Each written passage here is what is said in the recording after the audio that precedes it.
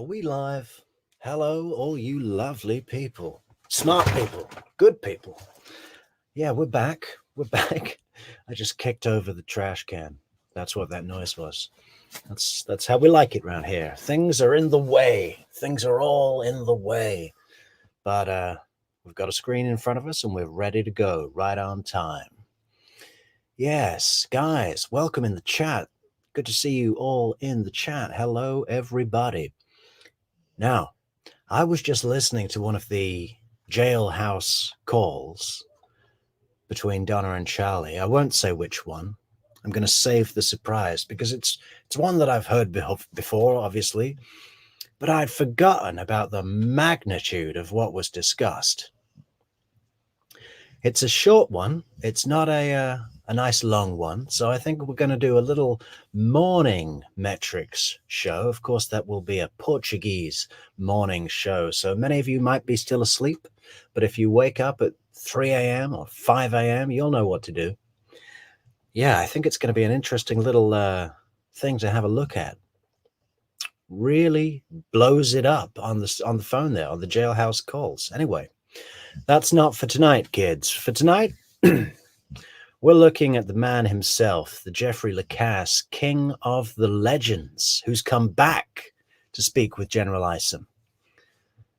Back to Tallahassee PD after several months of severe note-taking. He's a researcher by training, remember?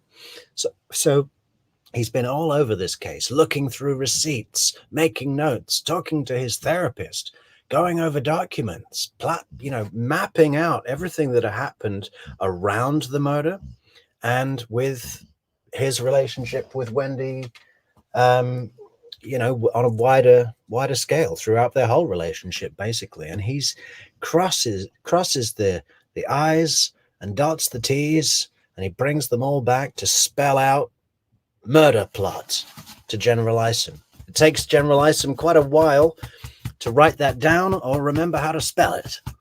We will be poking a little bit of fun at General Isom tonight because it's impossible not to, but I want everybody to know that we have the utmost respect for him and his service and his dedication to justice in this case. And it's all said with fun and love. And yeah, let's share that screen. Thank you, Angie, for the super sticker, and Kim, and Angie again. Very nice of you guys to support the program. Okay, share that screen. Yeah, of course, the dog has been waiting, not eating or drinking for 2 hours and decides to do it right now. That usually happens. I think she's jealous. Can you hear that? That is a fresh bowl of water with ice cubes. With ice cubes, guys. Ice cold. Anyway, let me share this screen. Present. Share screen. Browse.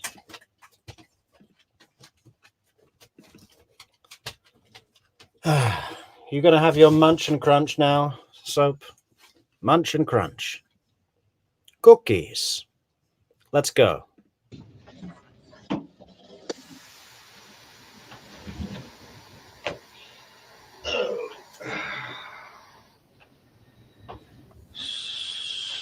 So it was Jeffrey or Jeff? Jeffrey. J-E. R-E-Y. J-F-F-R-E-Y. And it's L-A-C. A-S-S. Let me get your date of birth, Jeff. Sure, 10/18/71.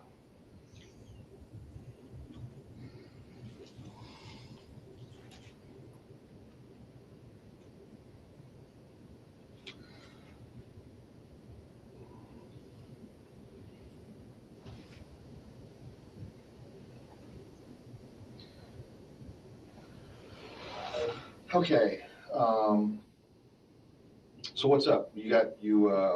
Corey said, we talked on the phone a little bit that you wanted to, and you can start at the very beginning, however you want to do it. I got some notes. Do you mind that? No, absolutely not. I don't want to forget stuff, so I've been writing stuff down. I see mine.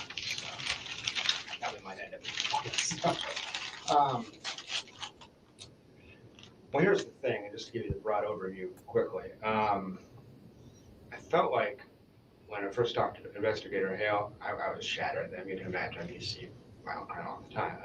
So I think he saw a lot of noise, and a lot of the stuff I told him, but I don't know how it came across. The last couple of meetings we had, he seemed to think I was a disgruntled ex-boyfriend that got my heart broken, and that was why I was upset. And there was some truth to that. I was upset. But over time, I got some clarity on some things. So I guess I'll just give you my... He's definitely got some clarity on some things, guys. This guy comes back with his notes, and I don't think I've ever seen this in any criminal case that I've watched where a player in the game has come back with such, like, just stitches it all together, the whole thing. There are very few squares left for General Iceman to color in with crayons, with Crayola crayons, of course. Overall impression, and just want to tell you things I saw with my own 2 eyes that were very suspicious to me that I didn't feel really heard previously. Or maybe they were heard and not seen as credible, I don't know. But just so you get the context for it, as far as the relationship stuff, that sucked. But, you know, that last 3-4 months, I moved on with my life, you know. Actually, her moving away was the best that ever happened to me in terms of my personal life. It was a bad relationship. So this isn't any animosity towards her for being an unfaithful girlfriend. This is more deeply concerning stuff about someone getting killed. So I started dating Wendi in fall of 2013.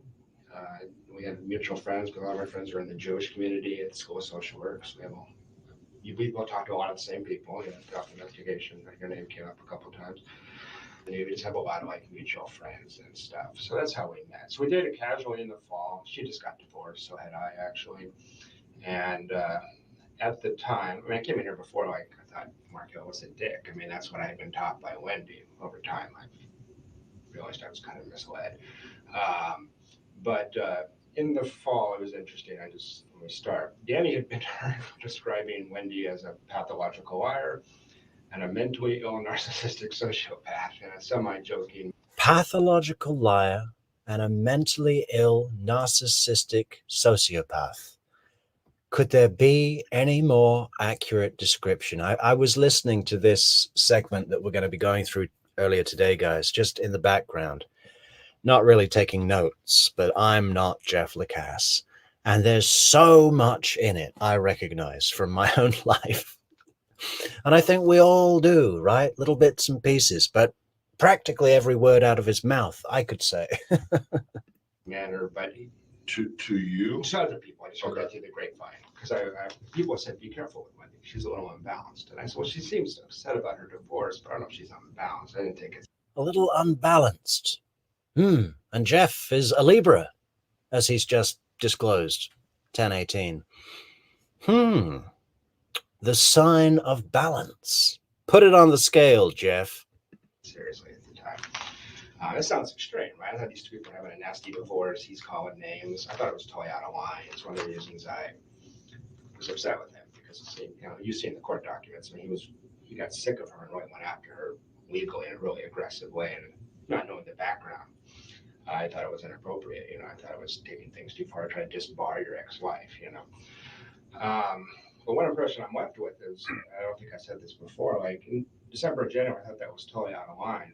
By May, I don't know if those are technically the correct words, but by May, I knew exactly what he was talking about. And this is a very troubled person, Wendi Adelson, deeply troubled person. And at first, she's gorgeous, she's smart, she's funny. I fell for this girl like a ton of bricks. Most men would. That was one of the reasons I stuck around too long.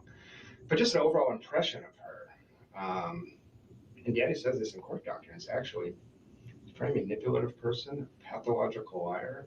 Wendi was an alcoholic while I was with her. She drank her dinner most nights. Extremely fragile. Alcoholic when he was with her, drank her dinner most nights, guys. There's all this stuff about, I was going to buy a bottle of Bullet bourbon and I don't normally drink alcohol. And then when Charlie was talking about the dinner at Uvia, where she threw up on the dinner table, he said, oh, yeah, we had to wait like an hour to be seated because we didn't have reservations, and we had a couple of martinis at the bar, and they give you the big martinis in Uvia because and she doesn't normally drink alcohol, so she probably had an empty stomach and threw up at the dinner table. Like, that's a reasonable excuse. Grown woman has a couple of martinis, that's going to make you projectile vomit all over the dinner table in a fancy restaurant. Huh. But no, Jeff says that she was a complete alcoholic, drank her dinner. That's where you start cooking and you have a bottle of wine when you're cooking. And then by the time you're ready to serve dinner, you've opened the second bottle of wine, you're not hungry anymore, and then you have a couple of martinis as well. Extremely depressed. Many nights sitting, hated Tallahassee so much that thought we're a bunch of country bumpkins, but we liked Tallahassee because she's from Miami. Didn't hide that fact. Thought it was bizarre that I moved here from Phoenix. And the two conversations that we had every single day for 9 months were, Danny is an evil monster. Tallahassee is the worst place in the world to live, and I can't believe I got stuck here because of Danny Markel. And she was obsessed with those two concepts. So I got really tired of hearing that, but I heard that every day for 9 months. Hey, White, where have you been, White? Who is Lacasse? Yeah, he's the main guy in the story. He's Wendi Adelson's ex-boyfriend, who was pretty much certified, set up as a patsy to take the fall for the murder, right? Or at least to distract the efforts of law enforcement while everybody, Adelson people, all got away down to Miami. That's who he is, but he came out with the truth. Wendy's very manipulative in that she plays the victim very easily. Whenever we got into a confrontation, she pour me. Very sensitive that I work with DV victims, women that have been raped as a social worker, all that kind of stuff. So I'm a sensitive Mr. Rogers kind of guy. So it's a very easy way to manipulate me, or Markel for that matter. But she just wasn't stable even in the fall, and able to cover it up here or there. One of these people, the first 100 hours you spend with her, you think she's amazing. 101 on, you're like, shit, what did I get myself into here? This person's kind of crazy. You talk a little fast for me. I'm sorry. 100 hours. Yeah, first 100 hours you think she's amazing. Then after that, wait a second, there's some tremendous flaws here. So she puts up a very good public face. It's but as far as seeing stuff pertinent to the crime, I met her brother Charlie when I was down there in Miami for Immokalee. You may recall that I said I found him to be a very strange person, very aggressive, verbally. He takes sex tourism trips to South America to have sex with underage prostitutes. Wait a minute, back up a second. Yeah, he takes sex tourism trips to South America to have sex with underage prostitutes. Sex tourism. Yeah, okay. Yeah, South America. I'm kind of a sheltered guy. Well, I was shocked not only that he would tell people he did. Doesn't that just spell morally well-adjusted? Let's go on a trip. Okay, where are we going to go? I know.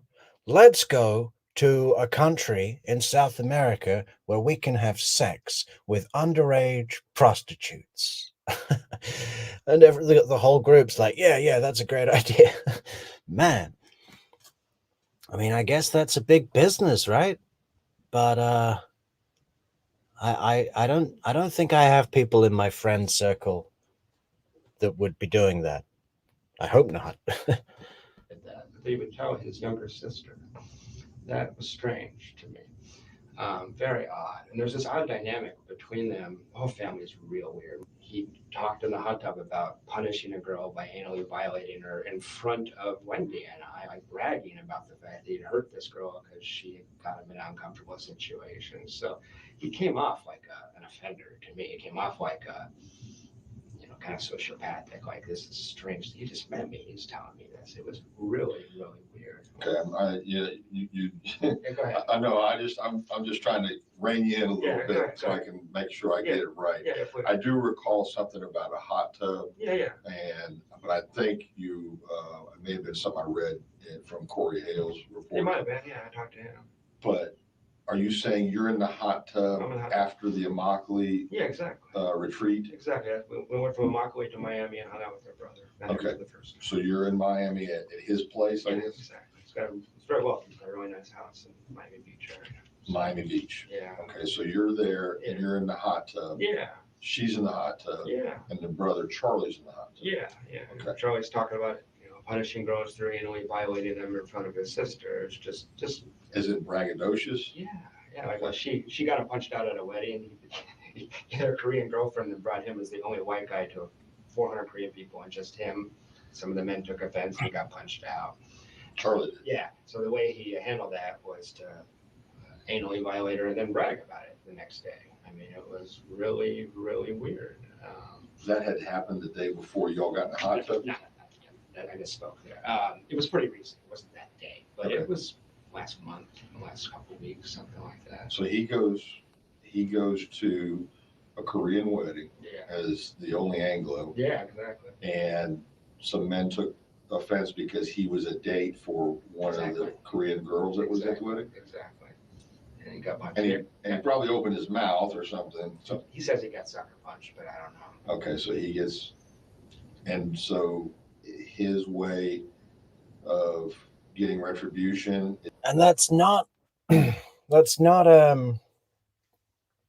Catherine McBanawa, is it? She's not Korean, unless they're confused. She's from the Philippines. But it would be at the same time that he was supposedly in an exclusive relationship with Katie, right? March 2014, when they were in the hot tub, spring break. And that was when Katie and Charlie were seeing each other. So more points for Charlie.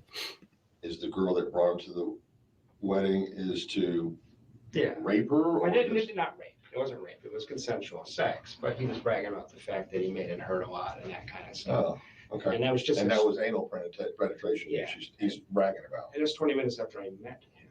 I got you. So I'm just like, this is not normal. This is strange. Guys will talk to their guy friends, although I've never said anything like that. I would never want to hurt a woman. It's, Right. So it's, so it just struck me as very, very odd. Fast forward to May, we have that incident in the coffee shop that we discussed, that Officer Hale and you were, I assume that's one of the reasons you guys were interested in talking to me in the first place. But just to remind you, I just walked into All Saints Coffee and there's my girlfriend with another guy. But that was a big deal in our relationship. And, Right, because you see her there and she's with this guy and you don't know who the guy is. Maybe I got that wrong. You knew that she was seeing a guy? That's one of the things that concerned me, is that she would bring him up from time to time. And there was other signs. I mean, there's, I think, 5 to 10 other men. I was in denial about it in this time period. That's not a crime, obviously, but she's very impulsive, very erratic. Doesn't think things through. She will do them and then worry about the consequences later. She was remarkable. White, I'm 37. 25 or 60. Well, that's pretty equal either way. Not really. I'm 37. Remarkably sloppy about cheating on me in terms of, well, that's what was interesting. Up until about early June, she was covering her tracks pretty well, actually. And after that fight, we had not a huge fight, we had a mild fight about that. And things started to get really, really strange. And this is what I think I had a hard time getting across to Investigator Hale. So we have that fight. She goes to Portland for a weekend. She comes back. It's now June. And in June, I was walking around saying to all my friends, I don't know what is going on. Something is going on. We had that very frank talk about that and decided to stay together. She said it's one. Isn't that spooky? Something is going on. He had this sense we're moving towards this date. Just so much perception, this guy. So perceptive. Guy, he's gone. He literally moved out of the area, as you probably know. So in June, I was walking around saying to my friends, I don't know what's going on. It's just uncanny to think back on it now. I said, I don't know what's going on, but something's gonna happen. Like, it feels like there's drum beats. It feels like we're moving towards something. It's really, really strange. I don't know what's going on. One of the strange things that happened was we had a trip to California scheduled to see my parents the week that Danny was killed. And in early June, she rescheduled that trip. And I said, what's the problem with the trip? She says, well, I'm worried we'll get stuck in the airport and we won't be back on Friday. I have to pick up the kids from school.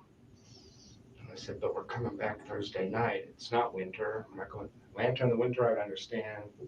There's no way we're going to get, and we can rent a car. We have friends that can babysit. That's strange. I said, fine, cancel the trip.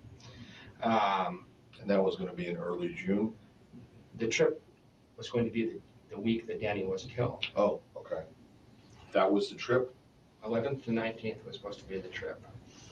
So we had a trip planned, and she was real strange about the fact that we had to. You gotta be back by Friday, to pick up the kids. Definitely gotta be back by Friday to pick up the kids. And I'm also going to be needing to have my TV repair appointment on Friday morning. Can't miss that.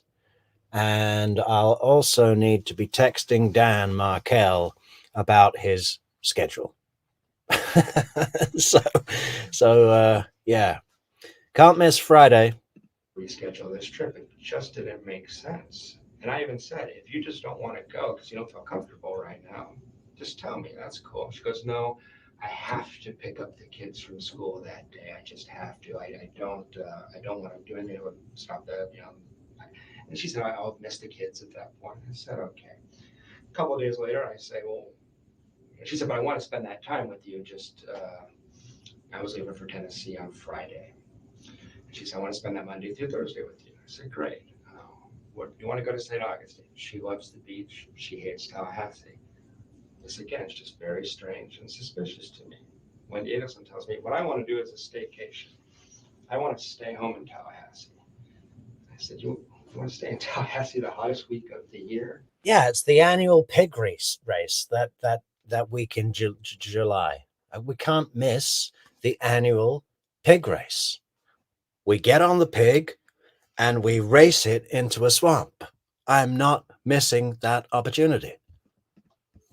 Because, yeah, we'll go to Tom Brown Park, we'll do this. I said, you hate it here. I'm offering to take you away. Why wouldn't you? It's just really strange at the time. I remember saying to my friends, like, Wendi wants, people laugh. I said, Wendi says she wants to stay in Tallahassee. Like, she leaves town. Sure, every chance she gets, she leaves town. Why would she want to stay? I said, I don't know. I have no idea. I finally managed to convince her to do a trip to St. Augustine, but we had to schedule it so that we were back basically by the time of the shooting. So that was just strange. It was peculiar at the time.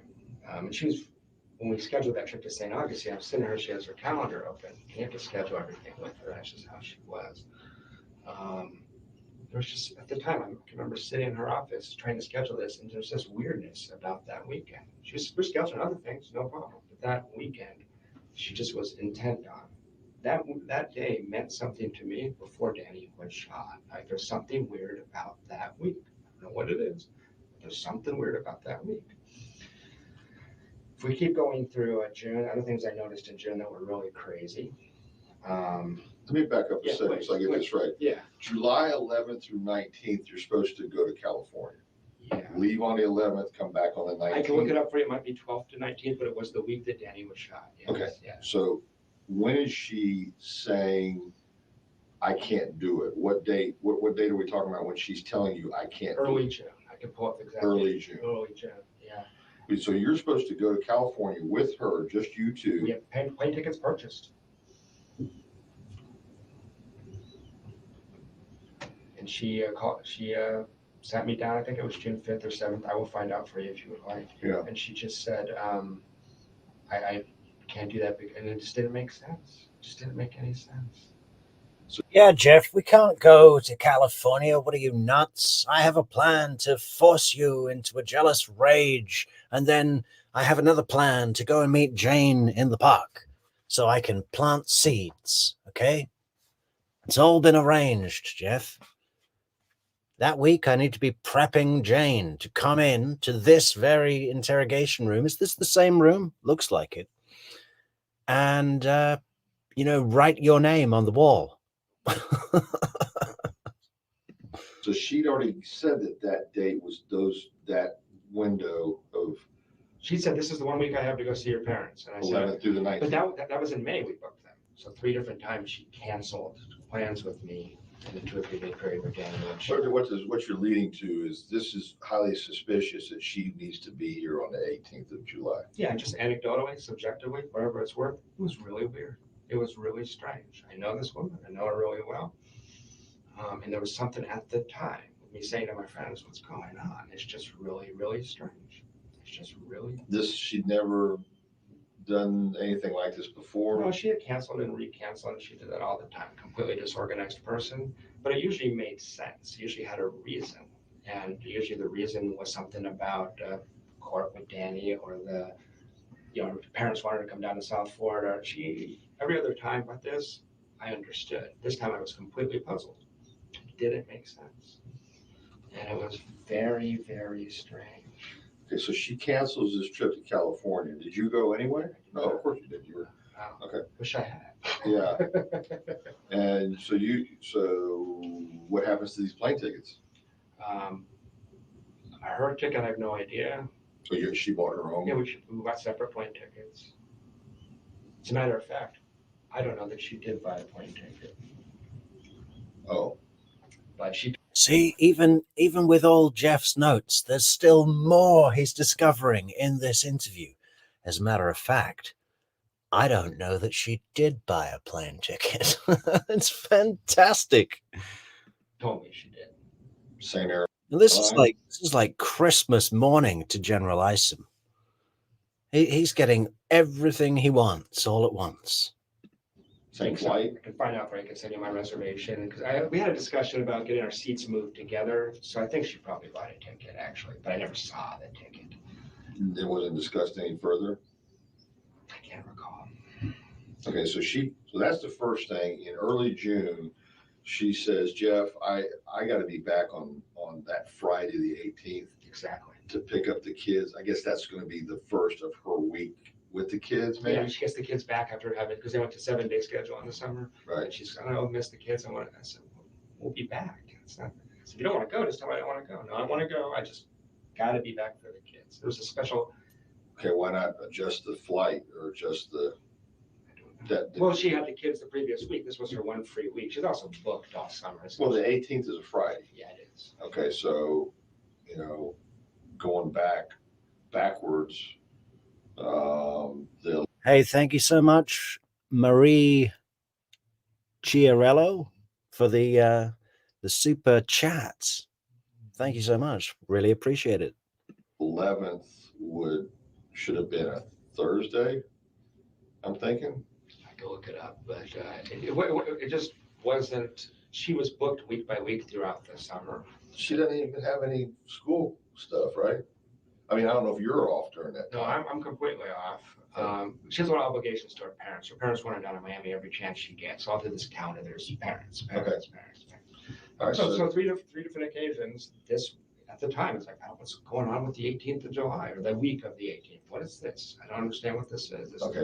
I don't believe Wendi is a completely disorganized person at all. That's a very common thing, guys. I've seen that, where someone, it's like they pretend to be ditzy, or they'll knock things over accidentally, right? Klutz, a pretend klutz, because it gives them maneuverability to operate on their real agenda, right? It's misdirection. Happens a lot. The first thing is the California trip, and it's next. Yes.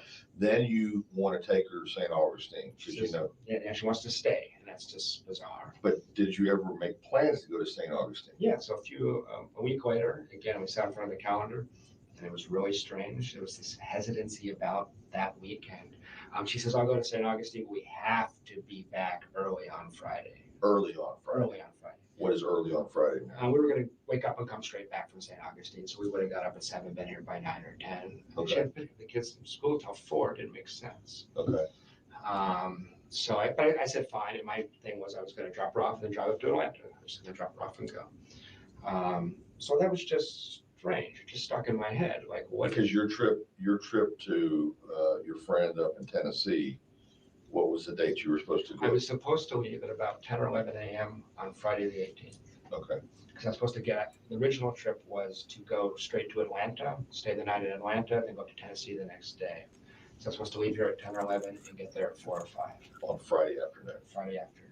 Yeah, Okay. that changed. But that was the original. No, because you left on Thursday. Yeah, I did. All right, well, let's jump to that so I can fill in this blank. Yeah. Why did you leave on Thursday? Okay, General Isom really earns his stripes when it comes to dates, days of the week, and counting back the dates and naming the corresponding days of the week. It happens multiple times, and this guy can just reel it off, right? It takes him like no time at all. And I think that's why they gave him a badge. It's an art. We had a huge fight in late June. I discovered some other cheating. I was very upset with her. And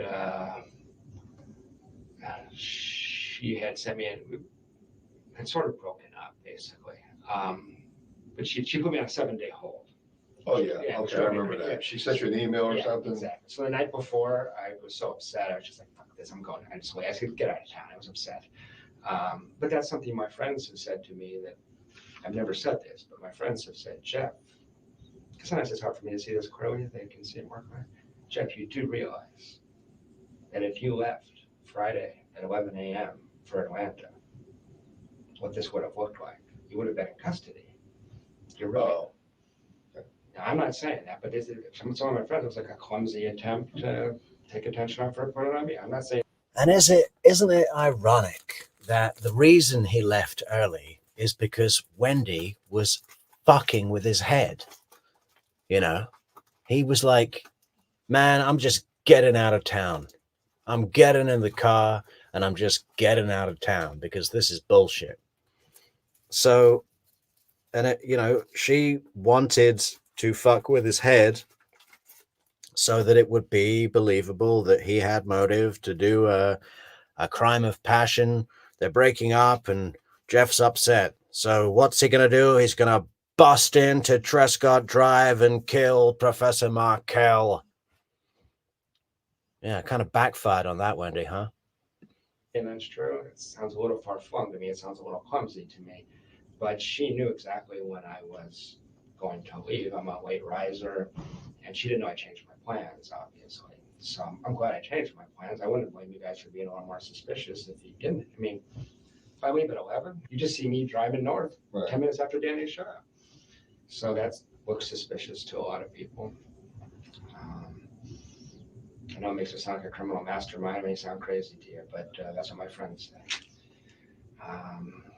So can I go back to the stuff in June? Absolutely, I'm sorry. No, any questions you want to ask? I know I talk fast and Just a little faster than I'm used to. Of course, if he were driving up Thomasville 10 minutes after Danny was shot and the cops got a description on the vehicle and, put a bolo out on him and went and stopped him and arrested him, there would be no blood splatter, no gun, no gunshot residue, no, his demeanor wouldn't have added up with someone who was being busted for murder. There would have still been a lot of things to help his case to prevent him going down and getting the death penalty. Would the cops have, gone through all that Occam's razor stuff? Okay, but he could have been wearing gloves and then tossed the gloves. Or he could have washed his hands in bleach and hidden the gun. Yeah. Nothing. There wouldn't have been anything to support that he killed Professor Markel other than his rough location, roughly around the time when he already had a pre-planned, scheduled trip that was right in line with the direction of travel. So did they really think that Jeff would go down? I'm sure it would have been a bonus to them. Wendi would have loved to have told that story. Oh, I was dating this guy, and you know what he did? He murdered the father of my children. What a sympathy cranker. What a story. She'd be telling that for the rest of her life to anyone who would listen. She'd write a book about that, wouldn't she? This is our story. And this is our story again, but a different one. A murder one. Dad's from Boston, so And it'd be set in Hiawassee Springs, am I right? I'm an adopted Southerner, but I haven't slowed down yet. So, in June, these are just my impressions, but it was 5 or 6 times in June. I'm playing with the kids. We had a good family life, terrible romantic relationship because she was cheating me all the time. But I'm home with the kids with her, nice family life. You at her house out on Every time, yeah. Cameron. Exactly, off Aqua Ridgewood Lane, yeah, nice house. So 4 or 5 times in late June, I'm playing with the kids, reading them stories. I was very close to Ben in particular, spent a lot of time with those children. Hey, Amy, good to see you. Yeah, people have been telling me that they put me on in their car, put a show on, a True Crime Metrix show on in their car when they're going to or from work. I find that hilarious. That's like drive time. You know, I think we need some new jingles. Maybe we'll take breaks for traffic and weather. Fantastic. But I you know, it's easier to imagine people listening to this show at home, but when they're out in the real world, I feel like I'm in the airwaves. So funny. But good. Glad you enjoyed it on your way home. I look out of the corner of my eye, and Wendi would be in the kitchen crying for no reason whatsoever. And at the time, what it looked like to me is she's like taking it all in, and she looked like she was grieving something. And I would say, "What's wrong?" And she'd say, "Nothing's wrong," or make up some bullshit story. She lied so much, it was hard to know. But in retrospect, it makes me worry a lot because it looked like she was wrestling with something. It wasn't suspicious, it was just weird. But in retrospect, it's like, wow, let's assume she knew something was going to happen. That's how a person might react, you know? She made a choice, but That's late June. that's late June. So that happened enough times that I talked to my friends about it. Well, what she was talking about in June, relocation to Miami, how terrible it was to be stuck in Tallahassee, crying like I got stuck here, I didn't choose this, I can't stand it. And she talked about the fact that the only way she could ever relocate is if something happened to Danny. Does she actually say that? Yeah, she did. Yeah. This is the first time you've mentioned that. I don't think so. I think I did mention that to Investigator Hale. Okay. I think I did. Well, no, it wasn't. I had 3 interviews with Investigator Hale. Okay. The next 2 was me trying to talk. Kind of big, isn't it? People go on and on about how there's not enough to prosecute Wendi. I disagree. I think there's bags of stuff that we, the public, already know. Right? Huge amount.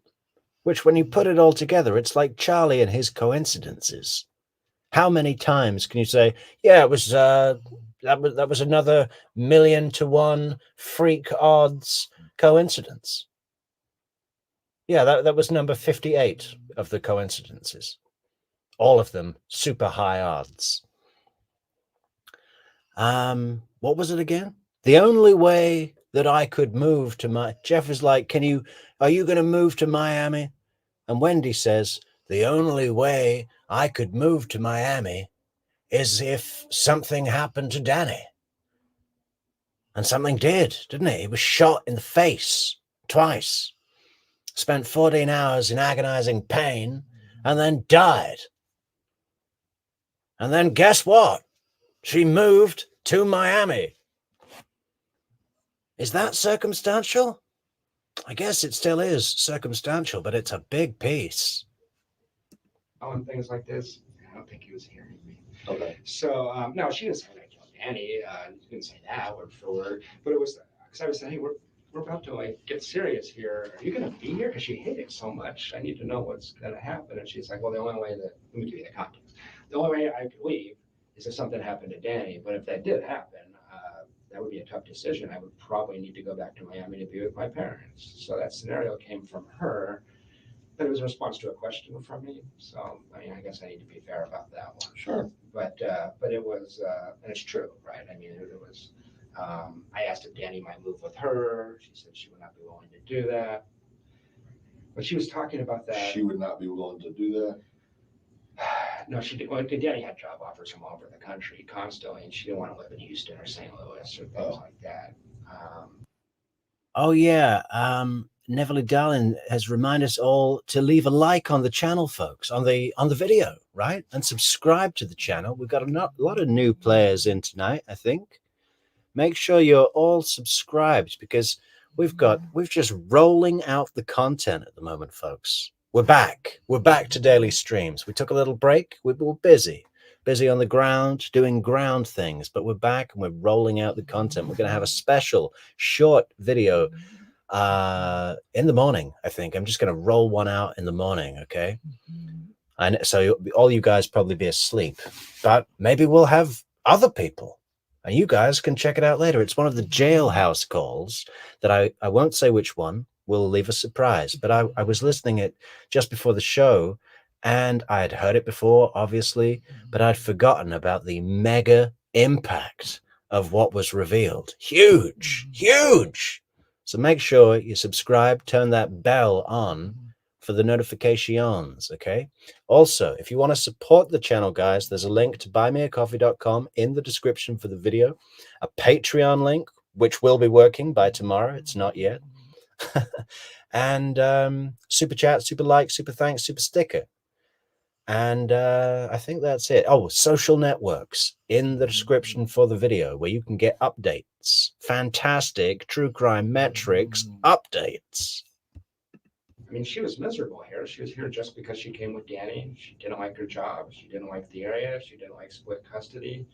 I don't know that people knew how upset she was. I mentioned to you before you came into the room when I said this, but this is the time period. I don't know the exact day. I'm so distracted by relationship stuff, I can't quite remember it. But she told me that Charlie had looked into having Danny killed in the summer of 2013. She meant it dead serious. I wish to God. Wow, look at that. Another huge piece. Of course, Wendi will say, I never said that to Jeff Lacasse. Never happened. Who's next? Jane, who could have done this? And are they going to come after me? Yeah, I never said that to Jeff Lacasse. He said, she said, but we all know that Jeff has verifiable facts on his side, and all Wendi has on her side is this shady skirting around the truth. What is the word? Verified changes in her story. You know, these changes in her story, trial to trial. Is it really true that those can't be used against her to say you changed your story there and you changed your story there because of the use and derivative use immunity that she received? I guess so, right? Those can't be used. But Georgia knows that they happened. And although it's also derivative use immunity, so they can't use what she said to find other facts to prove her culpability, her guilt. George is very, very clever. You know, not just in evidence, but also in behavior. She will know how to use that in a way that does benefit the prosecution, in my opinion, right? To press some buttons. Oh, she's going to press some buttons. God, I'd follow up on that at the time, trying to figure out us. And I thought, well, Charlie's crazy. I can imagine that, but certainly he's not crazy enough to do that. So I didn't worry about it. That's your interpretation. It's not mine. No, let's back up. Yeah, go ahead. Let's get into the context of your conversation with her where that comes up about Please. Charlotte. Please. So She just, she's talking about Danny. She is completely. where are we at? We're at her house in the living room in late June. In late June of 2013. Yeah, 2014. Yeah, I'm sorry, 2013. Yeah, late June. Hey, Soap, sound controlist, ring the bell. We have a new member. Someone has come into memberships on our channel, out and about. Welcome. Great to see you. Great to have you aboard the flagship of truth, True Crime Metrix. Fantastic, guys. Everyone should become a member. We've also got memberships on buymeacoffee.com where we're planning to release some content that's just for over there. So if you just can't get enough in those periods of lull where we stop producing videos, I know it doesn't happen very often, but sometimes it must happen. You can always go over to our memberships options where you can have as much as you want all day long. Fantastic. And you know what? This might have even been, this is sometime between June 20th and the Monday before Danny was shot. Okay. And I want to say it was right before, but I don't trust my memory on that, the date. And she's talking about Danny because that's all she ever talked about. Danny wasn't a human being. He was Satan. He was what? He was Satan. Satan. Yeah. Okay.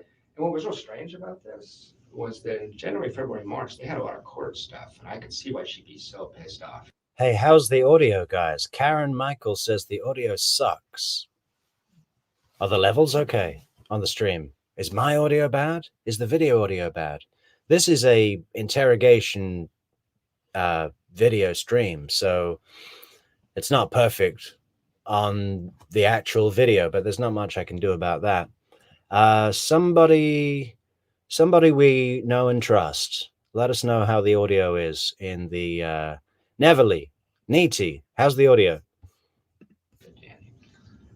Danny had calmed down. He liked his new girlfriend. The judge had read him the riot act in court when they went to court the one time and told the other attorney, you need to calm your client down and stop having your client write his own legal briefs. I'm sick of reading this crap. Thanks, Ryden. The audio's fine, guys. Oh, and thank you. Where is it? C. Malone for sending a super sticker to support the show. Thank you very much, C. Malone. You know, Danny was going to get his butt handed to him by the court, and Wendi was going to have to concede a couple things, but she was going to win, everybody thought. And he had calmed down. He really had. So I was trying to say, we could talk about Danny a little less. Danny's chill. Danny's happy with Amy. This is good. This is good for us, you know? I was starting to see Danny a little more realistically at that point. So she's in the middle of these conversations. She's just ranting and raving about Danny. Very angry with Danny. She's very sensitive. And worst thing you could do for Wendi is point out that she's not perfect. And that's what Danny represented to her is, he said, you're a liar. You know, things like that. Anyway, she just comes out of the blue and I said, well, I just wish something, I can't remember exactly what I said, but I was like, you know, this isn't going to ever be Hi, dog mom Laura. Welcome back. Good to see you again. fixed in the way you want it. This is, you're linked to this man for your life. You know, there's no fix for this, but you have to fix what you think and feel. And she said, well, you know, Charlie did look into having him killed last summer. He said it would cost about $15,000. $15,000? That's right. It seems cheap to me, but you would know better than I. And It's, I want to make sure I understand yeah, this please. completely. So June, what was the date? Between June 20th and March 4th. Dog Mama, Jeff will definitely be testifying in Donna's trial. Does anyone think that won't happen? You know, he's such a great witness. I bet he's just sick of it, though. He's like, what, again? Can't you just make a video of me once and show that to the jury? 14th, let's say. I think it's probably I think it's closer to July, between June 20th and July 14th. I think it's closer to July 14th. Okay. She says, you know, Charlie Charlie did actually look into having him killed last summer. last summer. And he was told it would cost $15,000.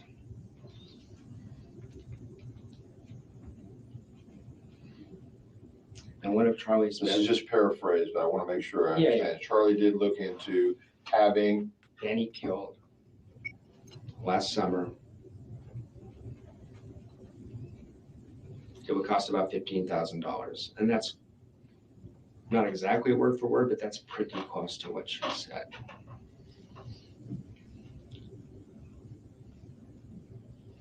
Wish to God I had followed up. But how do you respond to that? What do you say? what did you say? I changed the subject to us. I was interested in working our relationship out. Did she ever bring that up again? No, never again. But what worries me is that the speech pattern, I'm not trying to play FBI profiler here, but It's kind of like, I told you half a truth instead of half a lie. that's how she lies. That's exactly, I'm sure you've got that on it. This interview is the first time I ever heard that phrase, right? She tells you half a truth instead of half a lie. And it took me a couple of watches to get my head around that. But as soon as I did, so much made sense to me. So much, amazing. I think I might get that tattooed. Right. So it doesn't have the impulse control just to say nothing in high stress situations, but gives you this half-assed version. Yeah. So I thought about that a lot. But you do remember the amount is 15,000? I do remember that. No further than that, nothing else? There was nothing else. I wish I followed up. I beat myself up about this. No, you didn't. What am I gonna do? Call you guys and say my girlfriend said something crazy? I don't know. No. The thing that worried me about Charlie is he has a very close friend and goes on these trips with him, and is ex-special forces and is known for being kind of deranged. And I thought that guy was done by somebody who knew what they were doing. So I told you guys that already. What's his name though? I never got it. Dog Mama, will there be a Lifetime movie coming? Probably. Well, I hope they give it to a better production house than that. Please, this could be a fantastic multi-part, multi-series show. But it's never going to be better than what we're watching here, guys. When you put actors doing something, it's really interesting to get a cinematographic, is that a word? A production view on it, an artistic production, and see what they pick. But all of them are ultimately so much shitter. The Chris Watts movies were like, what is this? Especially the detectives. The detectives in the Chris Watts movie. What was it called? I can't remember. Some of it was really kind of interesting to see this production version of the story we all know so well. But when it came to the detectives, they were so like standard Hollywood dialogue, pathetic drama shit. They would start saying things like, I can't remember, just throw away cop lines, tell us the truth, Chris. When you actually watch the hours and hours of interrogation footage and the lie detector, polygraph, everything like that, it's so gripping. You can't do that in production. That's what all of us know. But I will watch anything that they make about the Adelson case for sure, for damn sure. The Jodi Arias thing, I think it's called Dirty Little Secret, something like that, Lifetime. It is terrible. It is classic bad TV movie crap, but I still like watching it. I've probably seen it 3 times. I don't know. I assumed you guys investigated it. I don't know. He's a tatted up, known affectionately as a deranged guy. Guy just didn't come back the same like some of these guys do, unfortunately. But he's a close friend of Charlie's. He's on his Facebook page. That's what I told investigator. Okay. When I heard the crime occurred, about 12 hours, I was shocked. And then as I'm driving up I-75, in my head, I was like, holy shit, Charlie did it. He got that guy. I can't remember his name. You're saying this? God, there's nothing like a long drive up I-75 to work out a murder, is there? When you're thinking on a long drive and you can there's something about the autonomy of being in a car, doing something that's pretty complicated, but you can do so naturally. It allows your brain to work in another way. And yeah, when you're on a long drive, you can really spend some time working things out. I love doing that. And Jeff does too. This guy is on Charlie's Facebook page, or was. I don't know if he is. Okay. These are really smart people. I wouldn't be Facebook friends with them anymore if any of this is true. Other thing that happened in June, our relationship isn't doing well. All of a sudden, from nowhere, you know, like a 5-year-old kid will try to manipulate you in a very transparent way. No, Espel. I mean autonomy. Monotony, I think, is distracting. You know, that's when you're bored, right? But when you're autonomous, i.e., changing gear, steering, braking, you're not thinking about these things. You're doing it on autopilot. And when you're doing something on autopilot, I think it's pretty well scientifically documented that parts of your brain that are busy doing autopilot things allow other parts of your brain to think more deeply.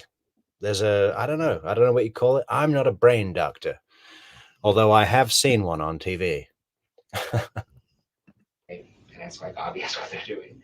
She started doing that kind of stuff. I got the sense we weren't going to make it. It was obvious to me, and I never going to trust her again.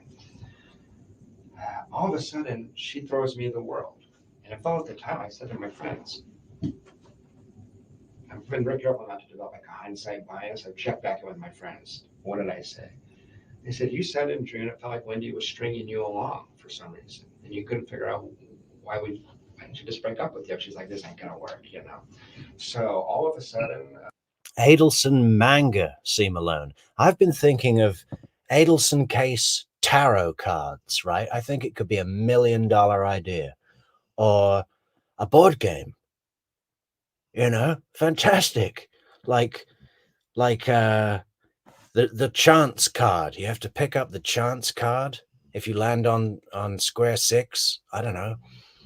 But I would just love to produce that and have the box. What a collector's item, right?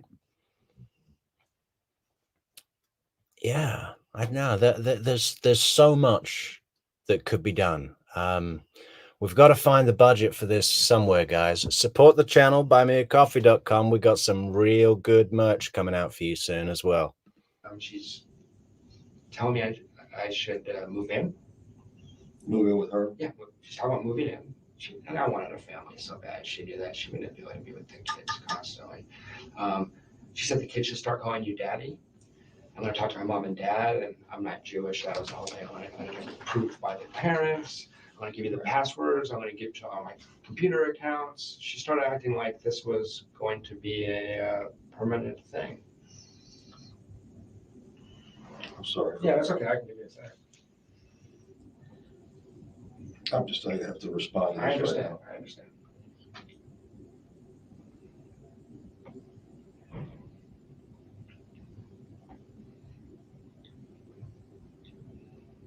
Hey, Marcy, there's never a truer word spoken. This case never gets old.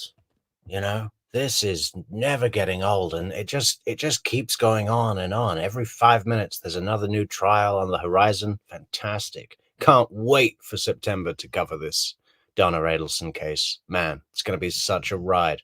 I think I'm in the lands of probability. I'm thinking there might be some serious surprises that none of us have seen coming, right? I don't know how likely they are, but anything can happen, right? It's a trial.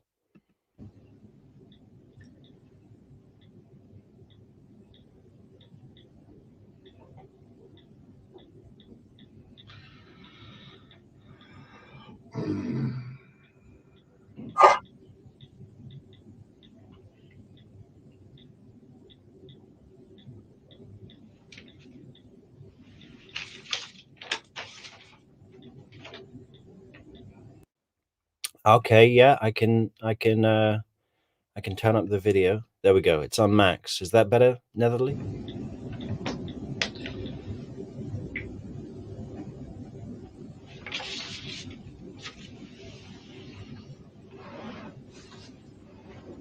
Okay, that'll suffice for a while. No problem. So just at the time, I felt like I was being manipulated. I couldn't figure out why she wanted to keep me around. It was really strange. Just all of a sudden, here's the world. Just all of a sudden being over the top sweet. I hate it. Jeff, I'm confused about this timeline here. Yeah, Maybe we should try to get that. Yeah, okay, go ahead. Okay, where's this week off? What That's is enjoyable. Recently, I've been wondering, guys, about what was the point of Jeff being brought down to meet Katie and Charlie? And it was bothering me because it was like, what's the point of this? And I was thinking maybe it's just Charlie and Wendi having this kind of secret, like, yeah, this is the guy we're going to set up, and getting off on this thing of conning this guy, right? But on thinking a little more, it's just part of this whole emotional roller coaster of, okay, let's make Jeff feel like this relationship is getting serious. We'll introduce him to family members. We'll go on a double date with Charlie and his girlfriend. And then 1 week later, I'll reveal how much I've been cheating on him. And then the week after that, I'll throw him the world and tell him he needs to start calling the kids need to start calling him daddy. Just this whole ride. Then I was thinking, because we've never really concluded what it was Charlie said to Wendi in the Uvia restaurant just before she threw up at the dinner table. And is it possible that Wendi didn't know at that double date with Katie and Charlie and Jeff that it was Katie who was going to be the party that's arranging the hit? Is that possible? Because if Charlie had revealed that to Wendi at Uvia, it might have suddenly put her on edge, because Wendy's whole thing is staying out of the equation, staying out of the planning, staying away from anything to do with this, right? But she met Katie at Uvia and at the beach that day on Father's Day weekend, right? So a prosecutor looking at that could say, yes, were you planning the murder at the beach? Or at Yardbirds? How much did you pay her at Yardbirds to kill your ex-husband, Professor Markel? Could that be the thing? I'm not saying this is what I believe. I haven't really given it enough thought, but it is a fresh thought, guys. Curious to see what you think. I've been going. Okay. I've been going in order. Okay. So we're still in June right now. Okay. So we're in, but this comment from late June of the 20th through the July 14th is before or after what you're telling me now? I can't remember exactly. And it's my fault. No, it's okay. No, it's not. Out and about, I think there's a growing chance that Donna could flip on Wendi. That could be a real silver bullet for the prosecution. And Wendi is the one that the prosecutor wants most, is the one that the Markel family want most. Donna's going to be dead in 5-6 years. She's 74 now. So if Donna can be convinced and shown by Georgia Kappelman or the cops that Wendi has always been orchestrating her own mother to go down for this as a punishment, as a fuck you for being so interfering and controlling and having a certain view of Wendi that Wendi didn't want to have that view, and just blew up and said, I'm tearing it all down. My brother's going down. My mother's going down. Lacasse is getting set up. Markel's getting his head blown off. And I'm taking all the money. If Donna can be convinced of that and dangled with an immunity deal where she walks out for telling all on Wendi, I seriously think there might be a growing chance that it could happen. I don't think I'm over 50% yet, but it's getting close. I really think there's going to be some surprises, guys. Stay tuned. I can't remember. I want to be as honest and accurate as I can. Sure. I think that's the Monday before he was shot, but I can't be certain. So this would be preceding that. Preceding, okay. Preceding that. Okay. Yeah. So it was just all strange. These are just my impressions, but it's like, what is going on? It just didn't make any sense. It was just really strange, erratic behavior. She wants you to what, though? Well, I was threatening to leave at this point. Okay. So, and I guess if I'm putting on my cop show hat, I'm wondering if it would have looked weird. Subscriber, I don't know what Wendy's situation is with a boyfriend. I've not kept up into keeping an eye on that, nor would I believe any way that it's represented in the public. But perhaps other people have more knowledge about that than me. I don't know. Did you break up with your boyfriend and then a week later someone gets shot? You know what I mean? I don't know. So get to mid to late June. She went down to South Florida. She came back. I could tell she had cheated on me. I was very upset. It's very obvious. And I moved to Gainesville, June 27th. She accompanied me down there for a work trip. Okay. 27th? Yeah. That weekend together. I don't know, Dog Mama Laura. Dog Mama Laura says she doesn't think Donna will flip. She's never going to admit guilt. Well, if I was the prosecution, I'd be working to convince her. Listen, Donna, everybody knows you're guilty anyway. Are you kidding? How many friends do you have left, Donna? They all distance themselves from you because they know you're guilty. Now, the best thing you can do for yourself is flip. Then you can go off to your property in Vietnam where no one knows who you are, and you can have good life for your little retirement. And yeah, your daughter will be rotting in jail. We've already got your son. Sorry about that. He's staying in. But your daughter stabbed you in the back, Donna. So you can either go down and everyone knows you're guilty anyway and a liar, or try and save some grace, admit the truth, put Wendi away, and then you can go to Vietnam. What's the problem, Donna?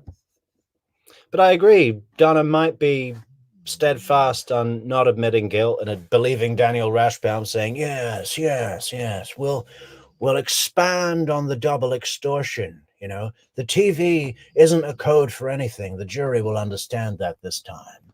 Plus, we have a smaller courtroom, which, it was the courtroom's fault that Charlie went down. So yes, I've charged you $1 million to move to a smaller courtroom in the same building. And perhaps the judge won't even fit in this courtroom. He'll have to sit outside and watch the whole trial on stream. I do. Thing was, she was going back to Miami for 2 weeks. As soon as we got back, we drive back to Tallahassee. Then she drives down to Miami with her mom. Oh. So that was because her mom has to come up to take with her because she's not allowed to go herself. Hey, ring the bell, Soap. We've got a long-time listener, first-time member. Welcome to the team, Clarissa H. I knew it was the worst time in the world to have a fight. I just finally lost my mind on her. So the only reason this is relevant to the investigation is it precedes this crime by a couple of weeks. I did not touch her. I did not call her names, but I lost my shit on her. I told her exactly how upset I was. I chewed her ass.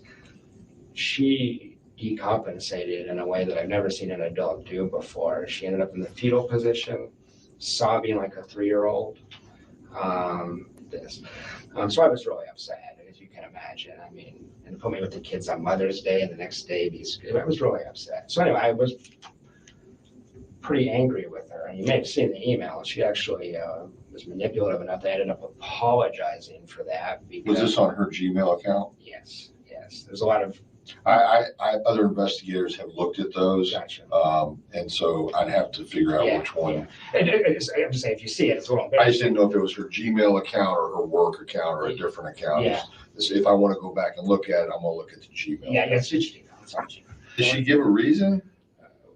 It's deeply important to her she be perceived a certain way. No, did she give a reason why she was having multiple sex partners? Not a good one, no. I mean, she said she didn't actually.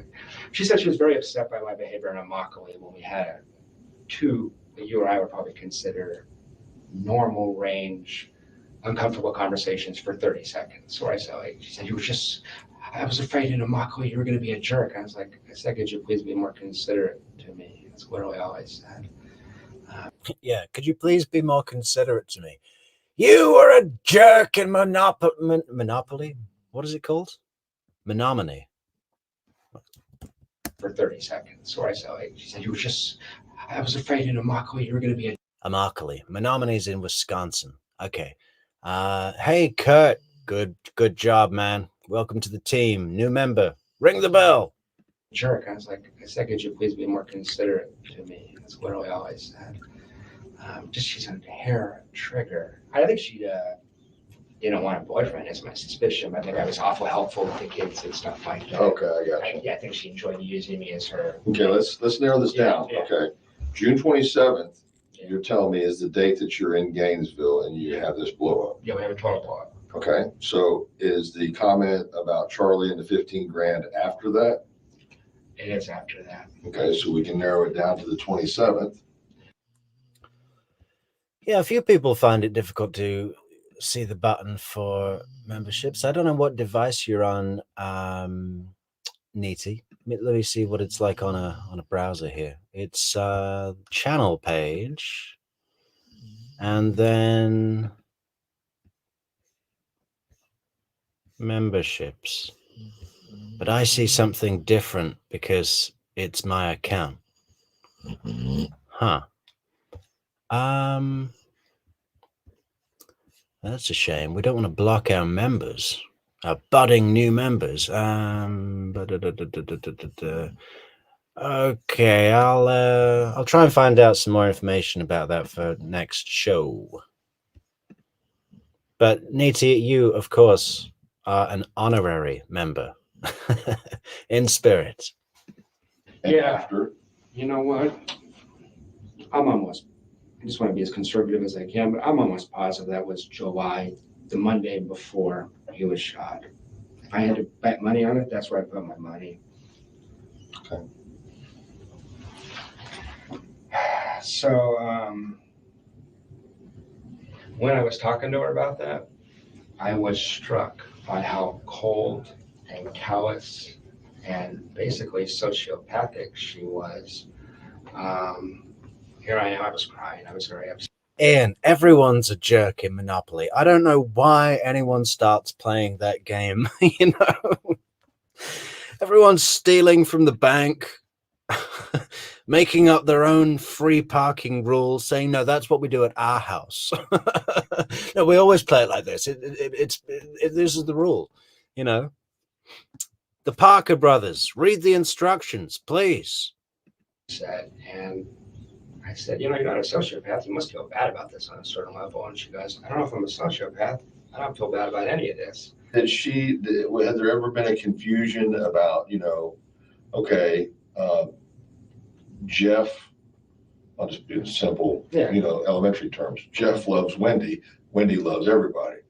You see what I'm getting at? No, that's what you understood her that she was supposed to be strictly with you. Yeah, just from March on. Before that, I knew I knew what she was doing before that. March on, I've been to 50 dinner parties where I'm introduced as her boyfriend. She took me out in public constantly. Continually. Give me a minute here. Yeah. You need something? If you have water, I'm going to try. Yeah. I appreciate it.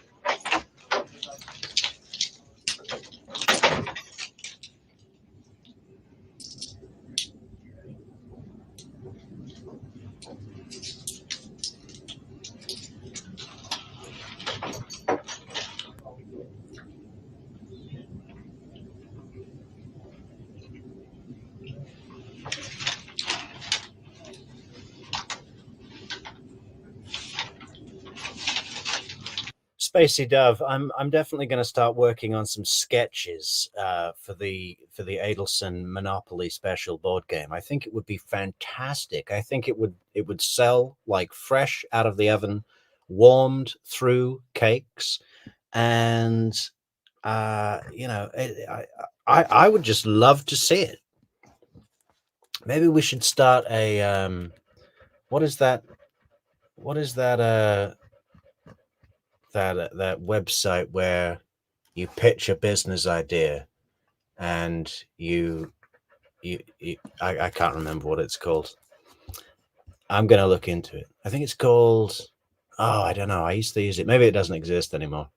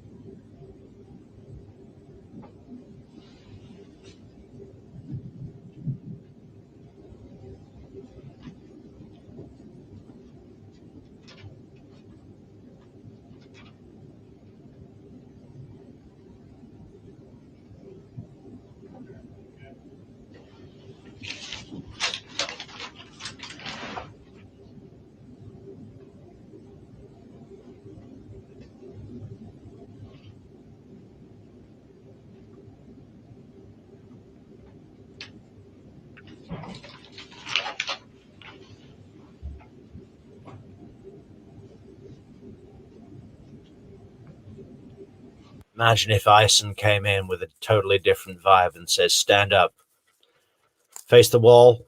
You're under the arrest. You're under arrest for the murder of Professor Markel." Oh, that'll be like the weird dream edition of this interview.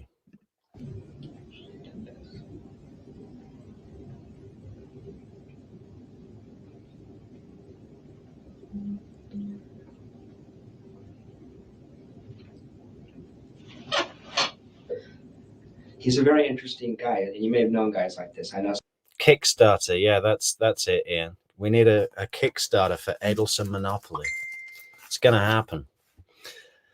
No, not Fiverr. Definitely not Fiverr.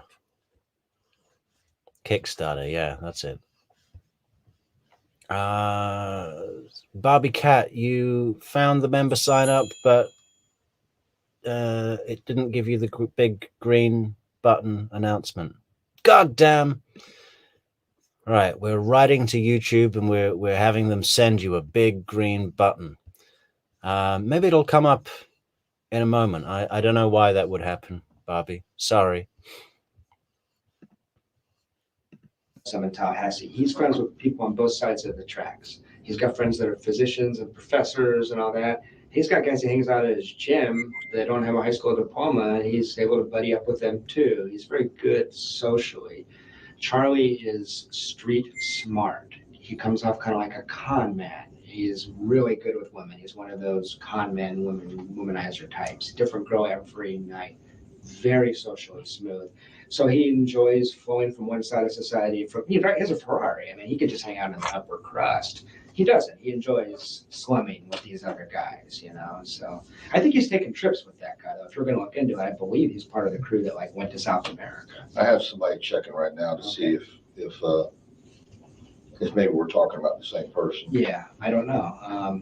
I mean, by the way, Charlie is so industrious and so street smart that if it wasn't that guy, it wouldn't make me any less suspicious that Charlie was involved.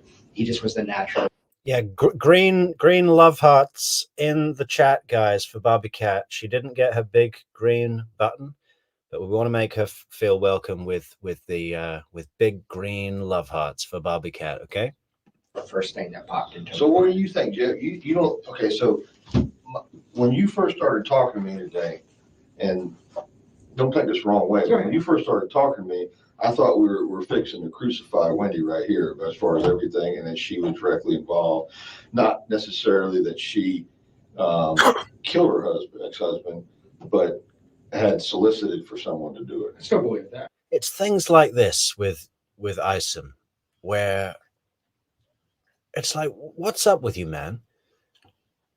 put it together a little quickly. You've got the greatest witness that there ever was in front of you right now, telling you what the case is. The least you can do is follow along and pay attention. I'm 100%. I never say 100%. I'm a researcher. I was 90% sure when I talked to you guys in July. I was waiting for you to catch somebody, because then maybe I'm crazy, right? So then when Myron May happened, I thought maybe it was Myron May. You know, I'm just wondering.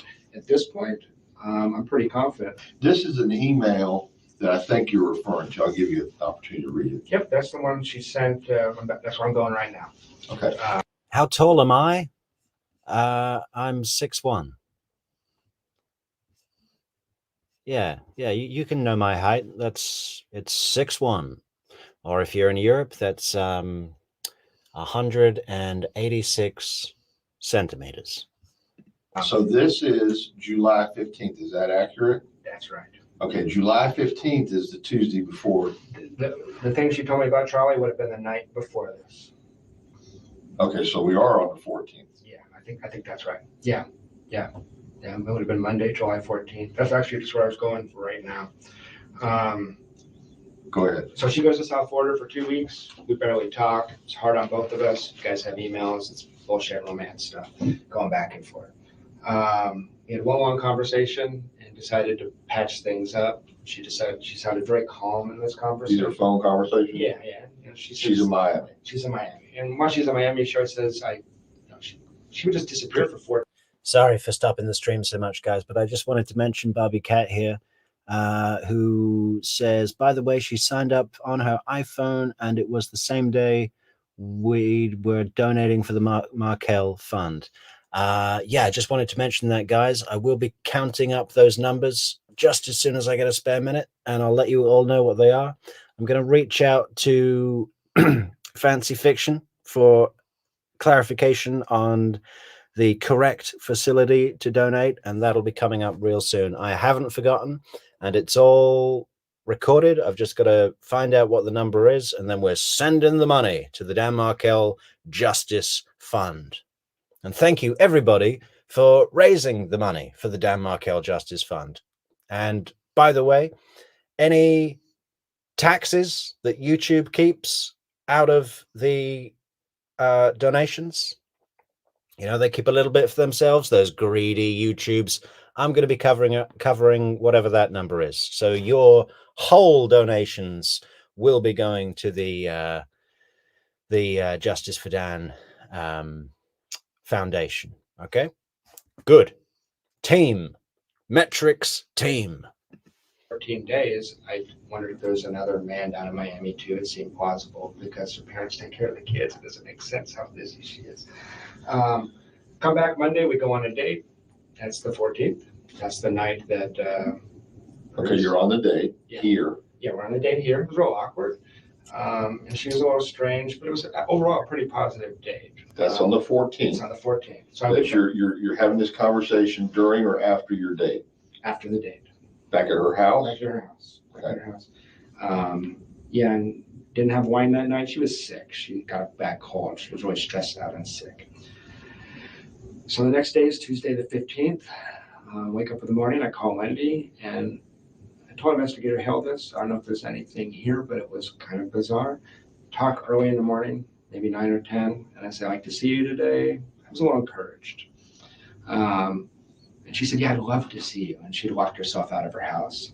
I said, well, come hang out with you. She said, I'd love to spend time with you. And then I waited.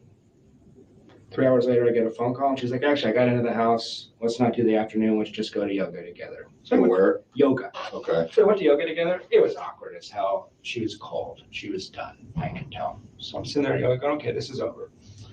Walk her to her car at the end of yoga, and I say, General Isom's still trying to get his head around a man doing yoga.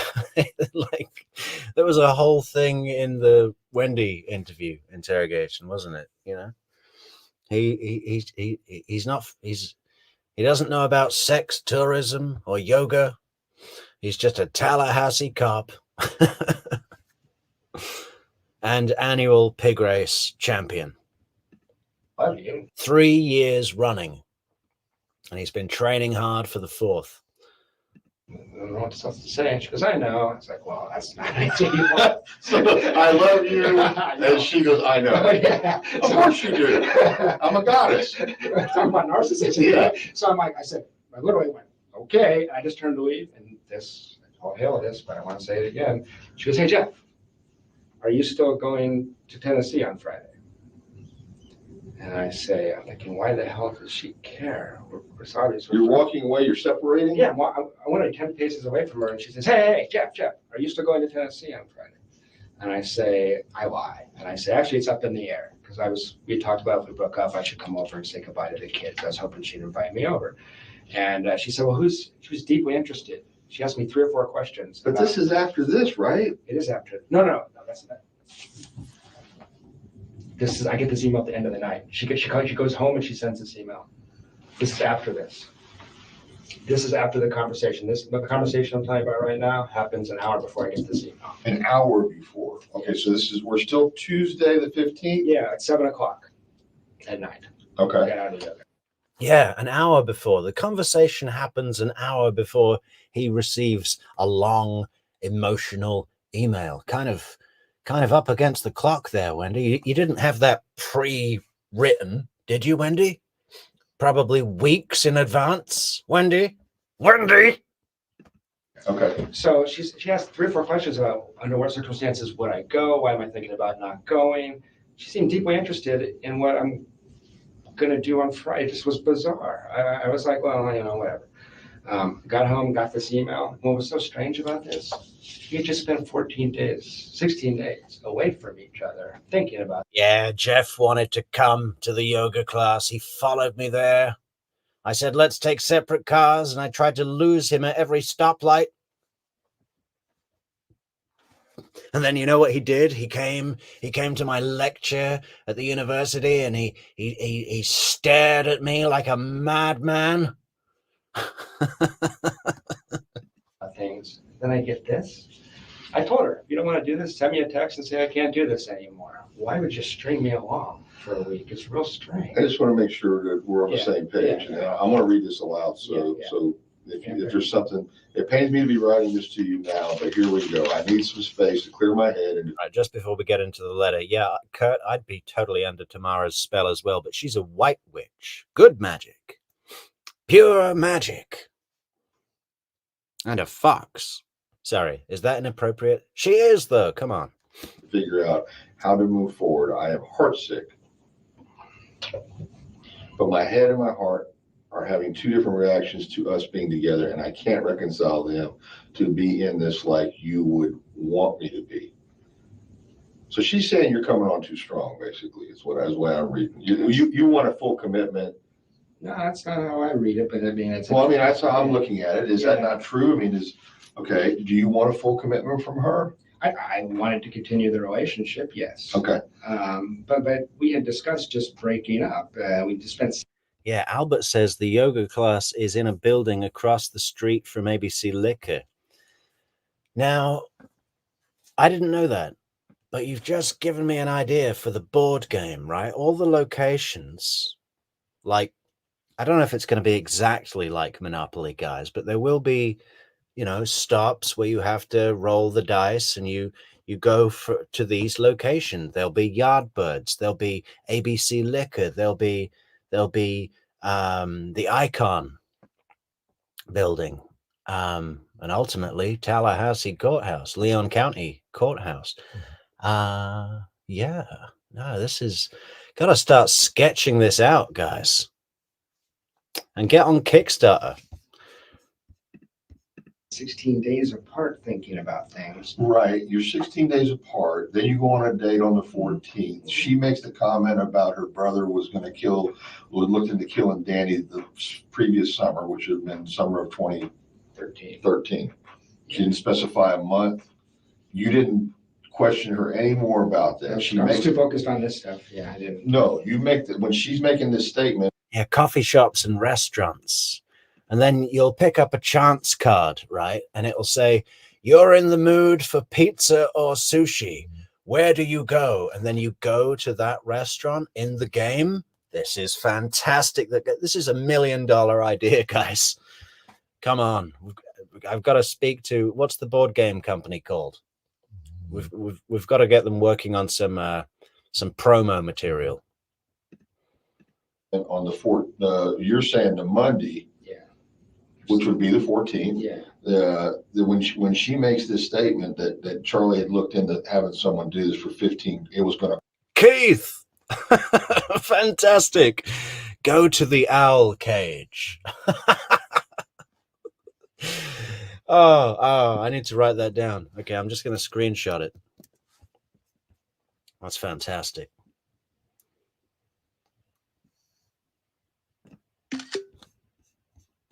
Yeah. Do not pass the go directly to the owl cage. Do not pass go. Do not collect $200. Do not stop for sushi or pizza. Cost. Hey, how much does it cost to kill this guy? And the answer that Charlie gets is $15,000. He shares that with his sister. Yes. Okay. And then she says that to you, and that was in the context preceding that conversation was basically, what do you want to do? You don't like it here. I'm talking in your. That was part of the conversation. It was a constant conversation about Danny is awful, Tallahassee sucks. That's about all she ever said. And I can't do anything. I'm stuck here because, I guess she got denied relocating with the kids. And she's saying, I'm stuck here unless something happens to Danny. That's what you're getting at. Yeah, that's exactly what I'm getting at. And then she just spills this out.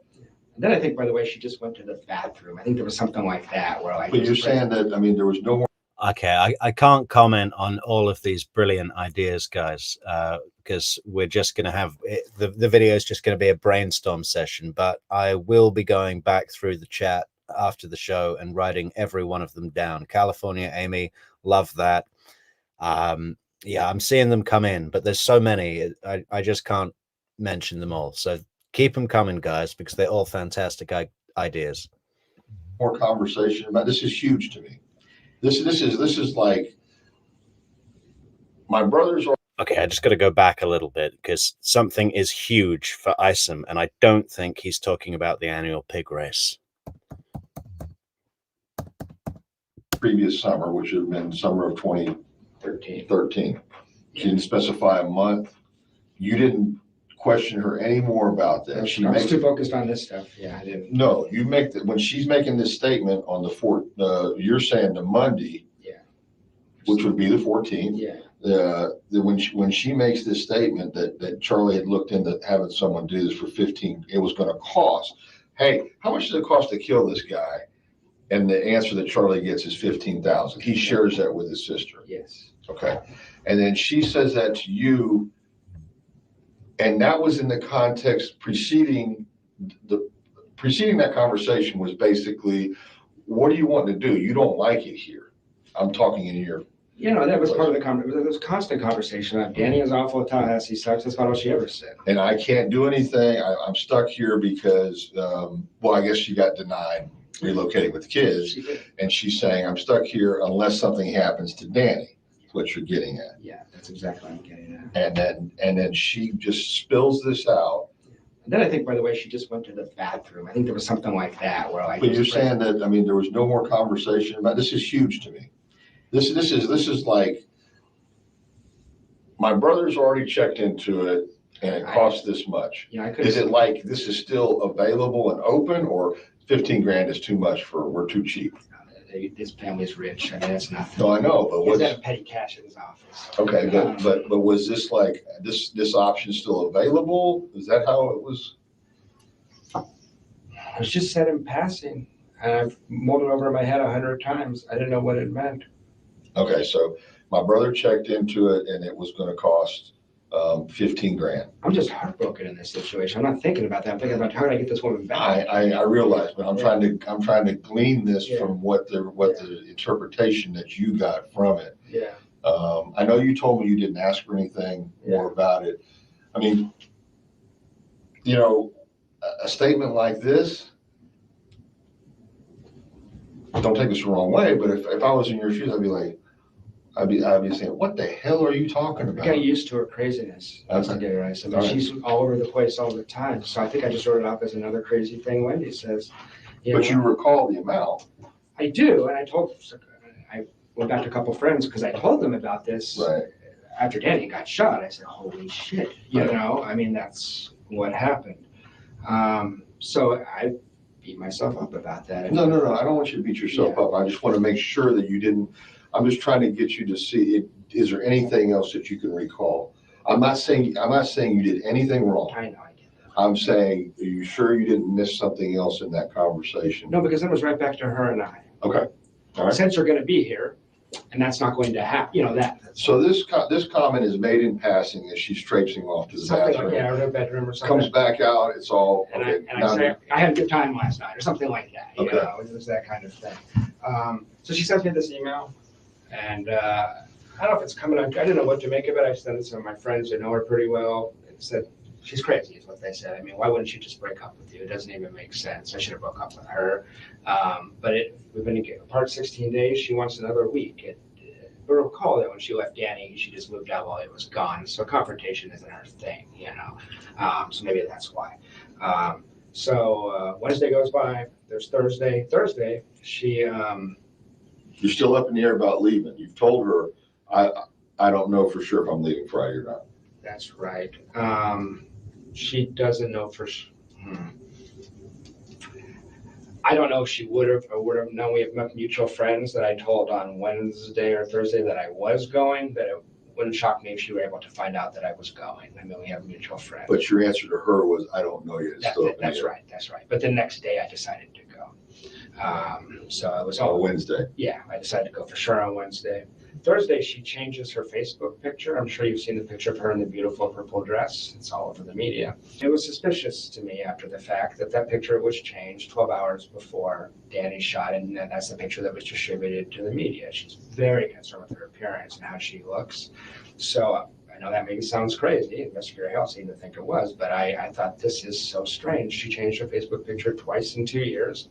And the night before Danny's shot, and she's going to be all over the media, she looks like a Victoria's Secret model, you know? Okay. So, but I was bothered enough by that picture because what was the prior picture? Something that looks more like a 35-year-old woman with 2 kids would have on her Facebook page. Okay. All the other pictures, and she looks pretty enough, but that one she looks amazing in that picture. Okay. She's not even that pretty in real life. That picture, I think her dad photoshops that stuff. He does that kind of thing. So it was a picture produced for her by her father, I believe. So Friday I leave. On Thursday night I leave. About an hour after I saw that picture, I said, fuck this, and I just drove out of town. Shall we remind ourselves of the picture that Wendi changed on her Facebook profile the day, what was it, the day before the murder, or when she knew all the press were going to be looking at her and the kids look sad and aren't looking at the camera? Okay, they've blurred the faces out, but this is it, right? Does she look amazing? Amazingly slutty? I don't know. I think she looks evil, you know? Just evil. That smile is not real. The eyes are the eyes of a predator. And there's Professor Markel.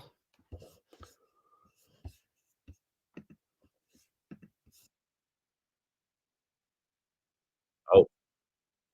Uh-oh.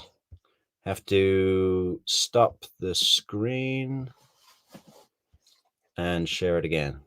Audio. Share screen. That's fine.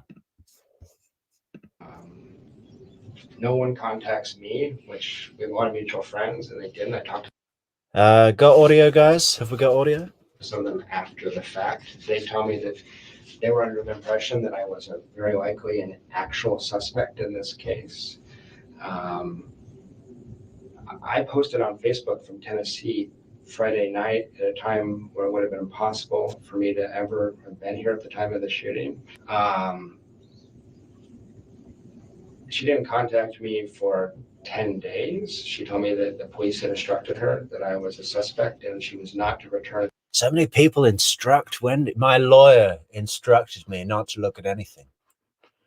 Also not to watch. Don't read. I can't read. My lawyer told me I couldn't read. Yes, the police, they instructed me not to call you, Jeff. The text message that I sent her, that she could not do that.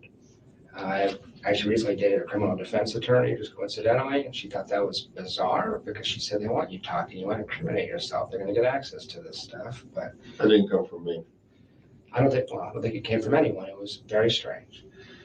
Well, I know legally you can't do that probably, but No. I mean, it's why would you want to?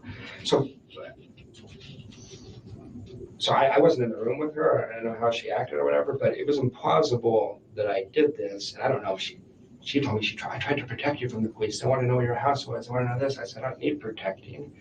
How come none of your friends called me or texted me? Well, they told me later that she. Yeah, this is big as well. It's been categorically proven that it wasn't Jeff. He's in a Kmart in, I can't remember if it was Georgia or Tennessee, if he had got to Tennessee or if he was on the way in Georgia at the time of the murder. I guess it was Georgia, right? So it's categorically proven, and Wendy's still keeping up this facade of like, oh, the police, I've been trying to protect you. They wanted to know where you live, and I kept my mouth shut, Jeff. For you, Jeff. It's always been you, Jeff. Now we can be together. Now we can be together and move to Miami, Jeff. What a fruitcake. What a nut bar. You seem to be concerned that I actually did this. Why would you do it? I know. Why would I do it? Well, what did she say? Well, crime of passion. We're breaking up and Jeff's upset. I mean, so I don't know if she said that to you guys. I know you can't tell me that. But she was telling people in her social circle, apparently, that they shouldn't contact me, I guess, that, this was really a possibility. And that just seems deeply suspicious to me. A lot of these people aren't really close friends with me, but it does seem deeply suspicious, doesn't it? You see, nothing gets past Jeff. Oh. Crazy Wendy. I found out about this crime third hand. And that just struck me as incredibly strange. And suspicious, very suspicious. I just got a couple other things and then I'll answer your questions. Yeah. Called Officer Hale, said, hey, just so you know, Wendi hasn't keyed to that house on Trescott. So I know there was some mystery and discussion and speculation how the guy get in, or I don't know the crime scene details, but Wendy's constantly losing keys. So, and rediscovering them, all the time. Right. So she had keys. He didn't call me back on that, and I don't know if it was helpful or not. And then here's just a list of strange things that she said after the crime. I talked to her 3 or 4 times. She said, I love Tallahassee. I wanted to remain in Tallahassee for the rest of my life. These are phone conversations? These are phone conversations. Danny has so many enemies, it will be impossible to figure out who did this. He's a pretty beloved man, and he was an abrasive guy, but that's a strange thing to say. I've never heard. Yeah, Danny had so many enemies, He gave a student a bad grade 4 years ago, so it could have been him. And then there's the no-nonsense rabbis from New York that it wasn't he representing them, in a really new case that he hadn't even really begun. They probably didn't even know his name. Who else were one of these so many enemies of Dan Markel that were all out for blood? Well,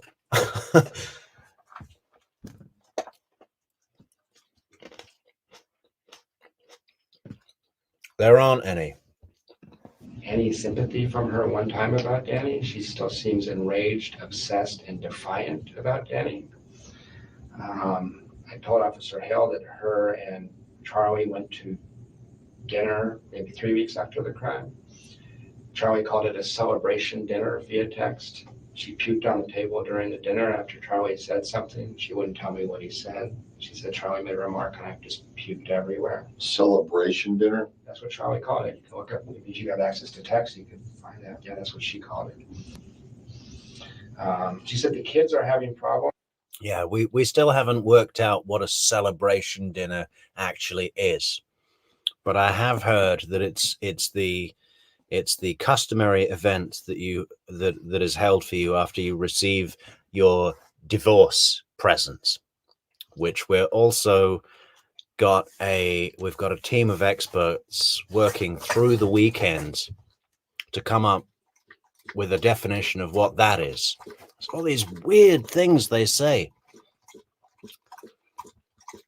We're going for a celebration dinner. And then when she's asked about it on the stand, she's like, Georgia Kappelman's like, was the murder of your ex-husband what you were celebrating? And Wendy's like, no, of course not. And oh no, I think it's a different trial, isn't it? I think it's Christopher DeCoste is questioning her, and Wendy's like, well, Charlie may have been celebrating the fact that I was willing to leave the house. And it's like, if you think about the logical steps of that argument, right? It's like, hey, Wendi, let's go out for dinner. And she finally agrees after living in the house, traumatized, not eating. And then to celebrate the fact that you're going out for dinner, you're going to celebrate that by going out to dinner. What is that? But she just doesn't care about those details because she's got the knowledge of the standard of evidence, right? And like when people say I don't recall, well, you can't prove that they don't recall. So stuff like that, where you can just say, well, that's what we called it, so that's what it was. You can't really prove otherwise. So she's very comfortable in those things that make no sense, nonsense, because she's maneuvering around standards of proof, right? Ooh, who's an attorney by training? Well, guess who else is an attorney by training? Georgia Kappelman, who's gonna eat you up, Wendi. Get ready. Let's see how you do. But not because of Danny's murder. So the kids are peeing the bed and having natural kid stuff, not because of Danny's murder. That's a really weird thing to say. Most people would say they're upset because their father just got killed. It seems to be important to her that it not be because of that. She was very upset that I attended Danny's memorial service. The Tallahassee. All code words are in the board game as well, guys. Big gift, TV repair. This TV is going to be about 5. What else is there? The paella man, the paella chef is coming. Delete that text. Harvey might look at my phone and find out that we're having paella for his birthday and ruin the surprise. Delete that text. And then the next move is, you forgot to delete the text about the paella chef. Go to the owl cage. Democrat ran the story. They put must have been a worst nightmare. Front and center picture of Jeff Lacasse. Go through all that in my head. I come to the conclusion, as you said a minute ago, that she was at least aware this was going to happen, and I think probably involved in it.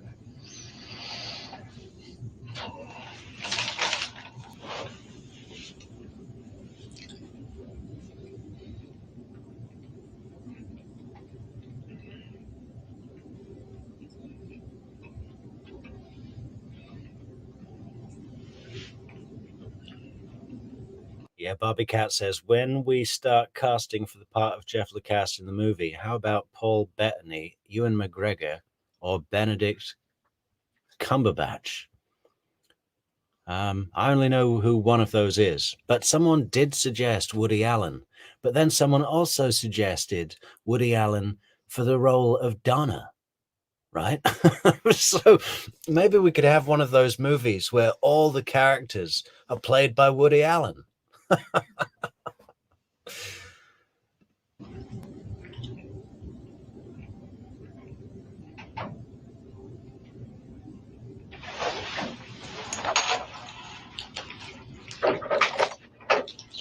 still trying to get that photograph. I don't know if it's still gonna be on his Facebook page or not. I just want to see it. I just want to confirm this is the individual. I think I'd recognize it if I saw it, at least it was the same photo. Wow. General Isom's actually wearing a plaid shirt to work. What the hell? Did he come straight from the pig race? The individual. I think I'd recognize it. Wow. Wear it with pride, man. If I saw it, at least it was the same photograph I saw. Yeah. Photograph I recall was 4 guys like this. Okay. Okay. All right, I got the men that you're talking about. She made, well, first of all, does she still have the same phone number? She switched her phone 3 or 4 days after the shooting because she thought you guys had bugged it. Okay. All right, do you have the new number? I don't. I think she has the same number. She has a different phone. General Isom is laughing at the idea Wendi thought they were going to bug her phone because they don't have that kind of technology in Tallahassee. You know, they're a little behind. Everything's done on a typewriter. They listen into people's conversations by holding up a glass to a wall and putting their ear against it. Just kidding. I'm only ridiculing Tallahassee from the perspective of an Adelson, guys. Okay, so we love Tallahassee. We all live on Trescott Drive. Different. It's just silly because they want to. You don't need to put a bug on a phone physically. Right. I mean, it's funny. Why would she be concerned about people bugging her phone, or the police bugging her phone? I guess is what she's specifically concerned about. She's not concerned about that. She told me that. Did you ask why? No, I knew. I immediately thought she did this, and so she told me 50 times, Jeff, I had nothing to do with this, and I always just let it be silent. Sorry, I just let it be silent because I didn't want to go there. I didn't want to play my hand. I've never said anything to her. I just wanted to listen. I was hoping she might give me something interesting and I would come tell you guys. Because she's erratic enough, I thought she might say something stupid. She must have said 50 times, I had nothing to do with this. And you saw her statement in the press. She's worried for the safety of her and her children. No one's suggesting a serial killer looking for Jewish warriors, you know? I mean, this was pretty targeted, so. Yeah, you think, she's concerned for her children's safety.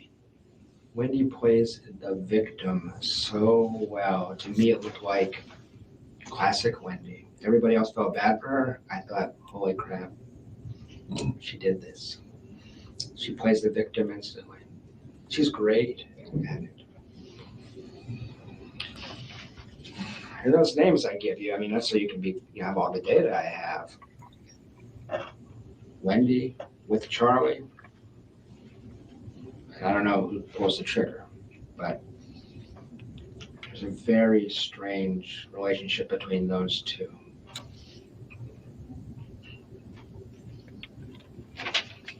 Yeah.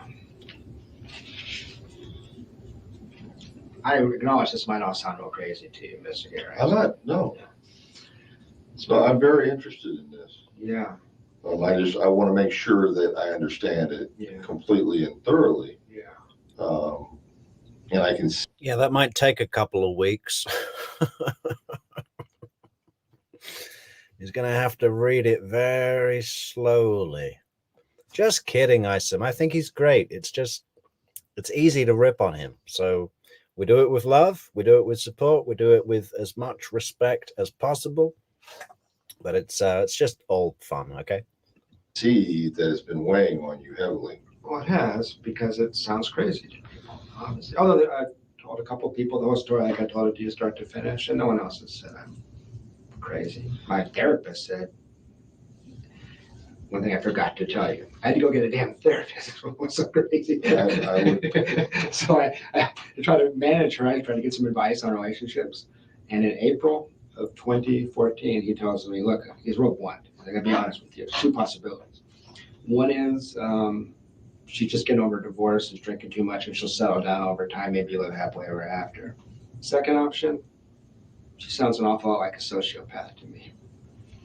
Okay, Mrs. D's got a new game for us. The title of Wendy's next book, I'm going to go with, I had no idea. That's an objective person. Right. And I said, sociopath. He said, yeah, high functioning, but she doesn't seem to have a conscience. And I said, oh, Jesus, what I got myself into, because I was in love with her and I wasn't going to leave at that point. But that's the kind of feedback I've gotten when I tell people what she's actually like. Okay. I prefer that you guys catch somebody else, obviously. Right. When's the last time you talked to her or had any conversation? I could find it for you. It would have been in around August 20th. Oh, that long ago. Yeah. She cut off all contact because I didn't tell her I was dating.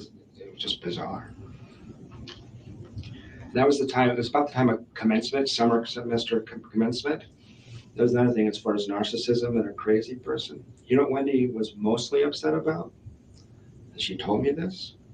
The fact that she had to cancel her commencement speech because Danny was shot. Her attorney said it's a bad idea to get yourself in front of the media like that. Inside additional show up, you can't do it. She was devastated.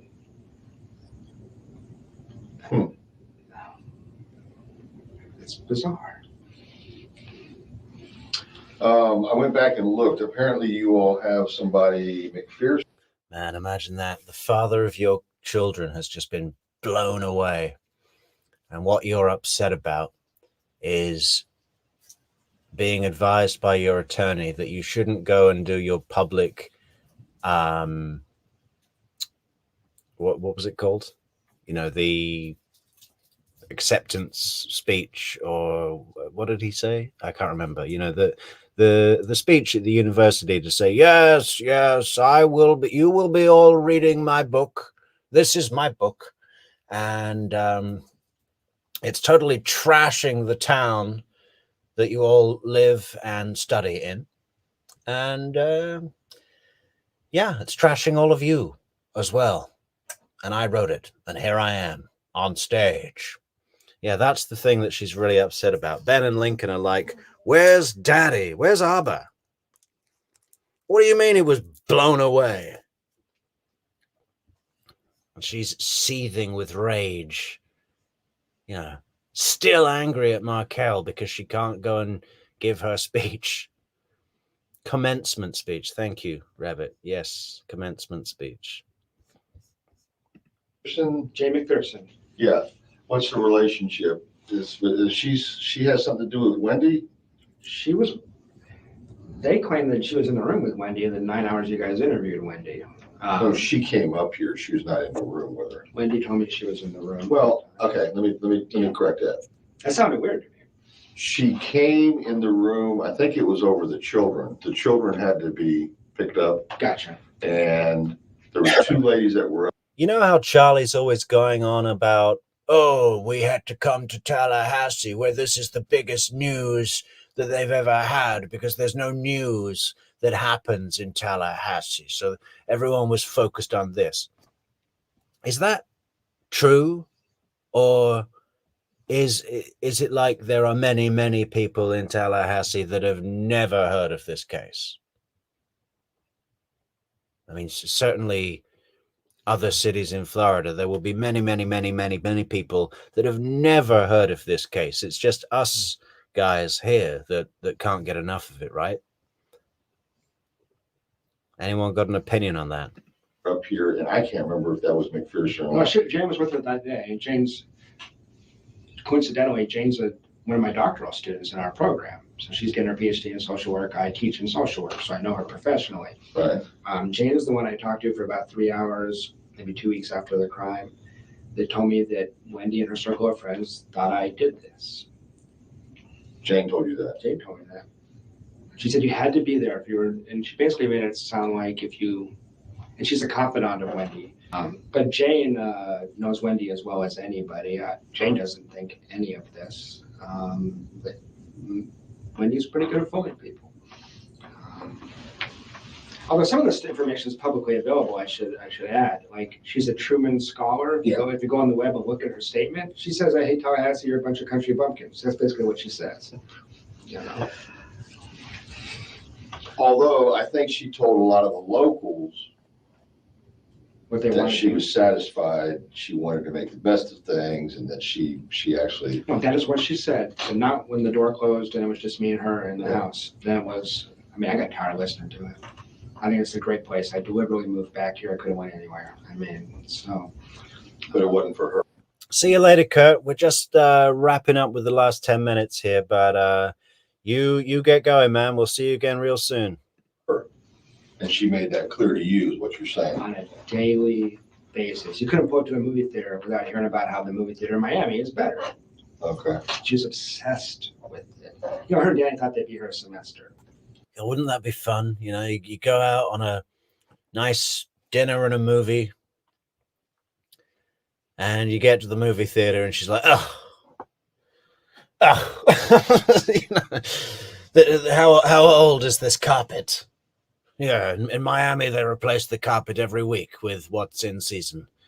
And, yeah, all the chairs are orthopedic. They have orthopedic chairs in Miami cinema, okay? How annoying would that be? Just watch the fucking film, okay? I got stuck here. So. And then and all she'd been wanting to do is get back to South Florida. And she made that quite clear to you. Like, I mean, it was kind of cold, actually. She basically told me, if it's between you and South Florida, I'm going to South Florida. Okay. You know what that is, man? That's time to leave the relationship. Yeah, if it's between you and living in Miami, I'm living in Miami. Where the movie theater has a new carpet every day and orthopedic leather-bound chairs. I'm trying to think if there's anything else. So there's just some sick dynamics where Wendi at one point told me that Dad was extremely violent. And I thought, well, this makes sense why you're so gun shy and, you know, hair trigger. And then later I said, well, with your history of family violence, she said, I never said that. So there was a lot of inconsistencies in the line, but I don't think Charlie's been up here. If you were, your experience and instincts, you were to talk to Charlie, I assure you, there's something off about that guy. What about this FBI thing? I heard through the grapevine that the FBI talked to Rob up in New York. There is something a little off about Charlie, isn't there? The way he is completely detached from reality. But what do you expect growing up in that house with that mother? And the dad, that we see a lot less of his behavior exemplified. He's very much more low-key than Donna, isn't he? Very much more in the background. But I can only imagine what that was like. And then your sister's a friggin' loon. He never had a chance, really.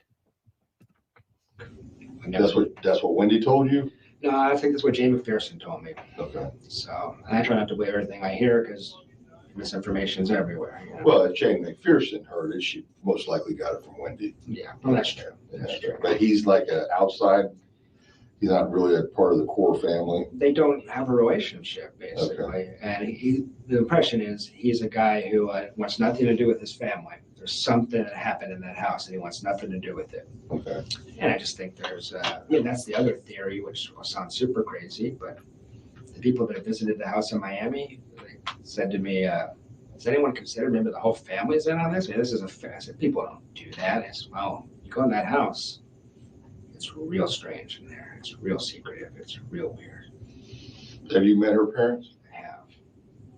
Is there anything that you can tell me about them? Everyone in that family suffers from a severe lack of empathy for other people. Okay. She learned that somewhere. You know, pillars of the community. You get on his website. I mean, years ago I went on it. He was polite to me, but Dad's polite, mom's kind of rude, actually. Yeah, I can imagine Donna being a little bit rude, a little bit cold, a little bit judgmental and horrible to be around, selfish, and all the other fantastic adjectives. Yeah, Neaty, go for it, girl. Get writing. What else have we got? We've got White. Thank you for the donation, White. Norwegian, what is it? Krona? Yeah. Thank you.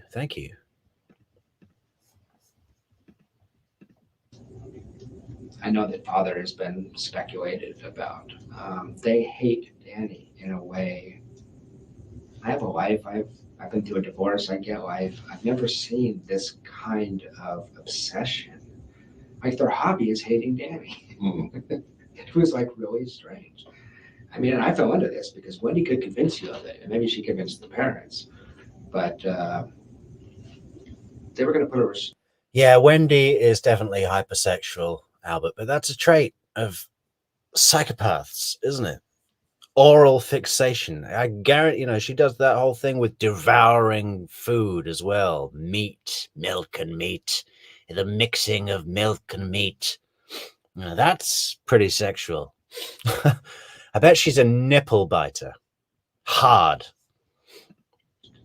You said you looked at some emails, but not others. At one point, Wendi was going to get a restraining order against Danny, which in retrospect is bizarre because he was a good dad. But she had Gary.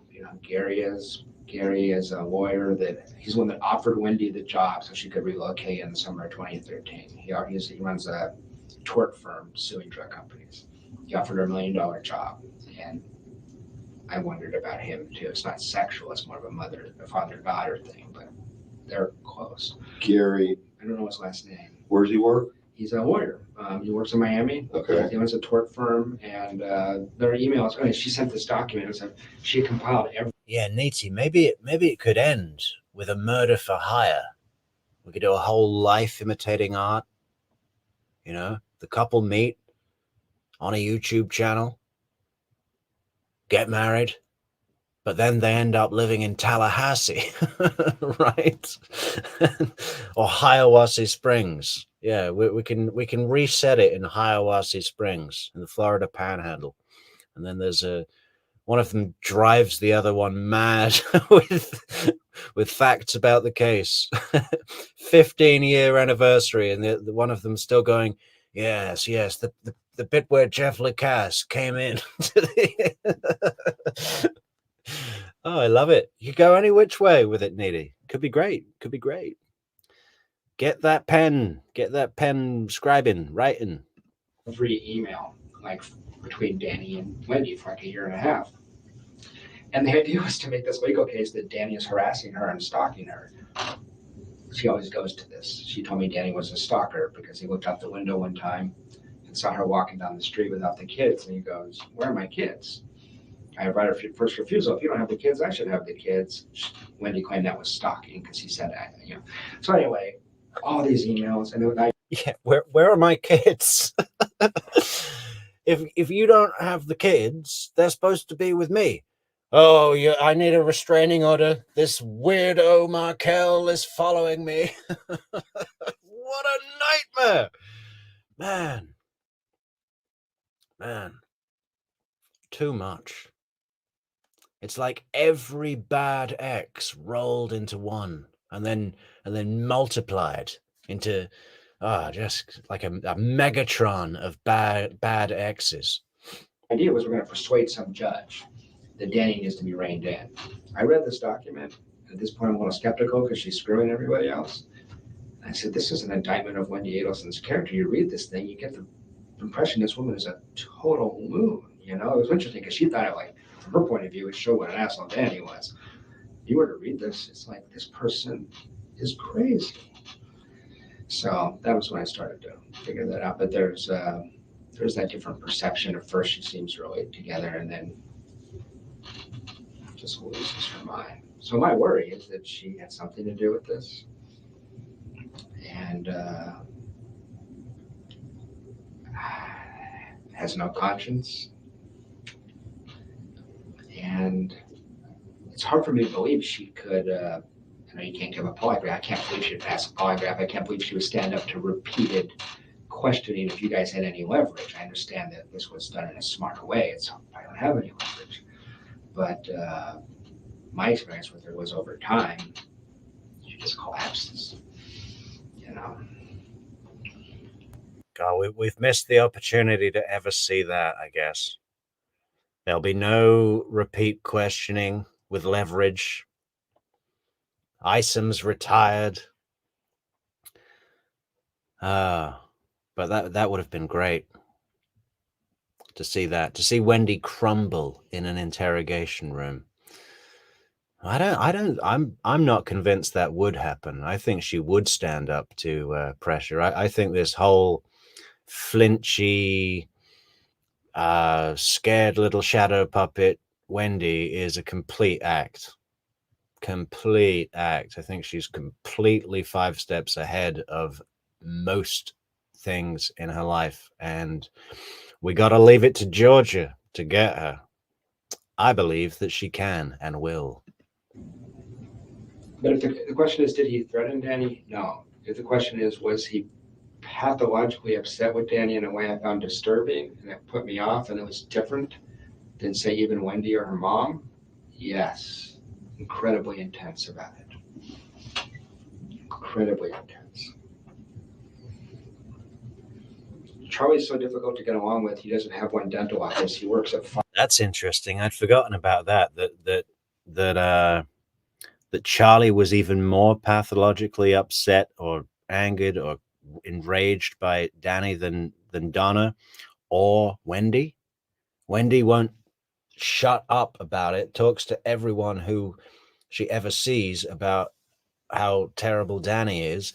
Donna's writing those borderline crazy emails, and Charlie was like way more pathologically upset. I'd forgotten about that. Interesting. 5 dental offices. They can only handle them 1 day a week in each office. Really? Yeah.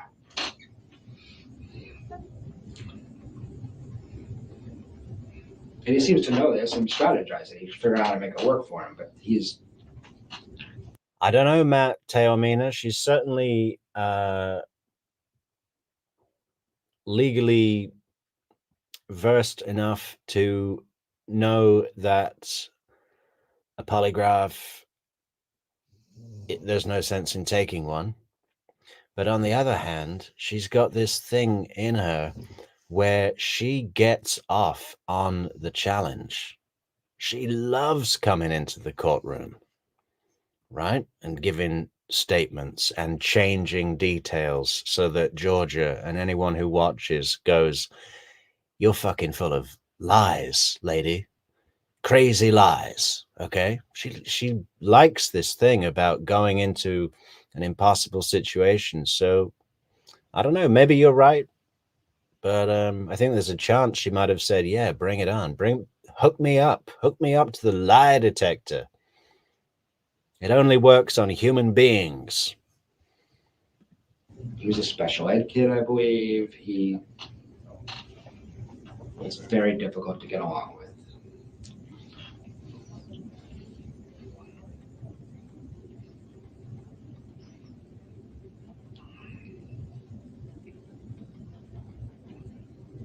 And he is fiercely protective of Wendi.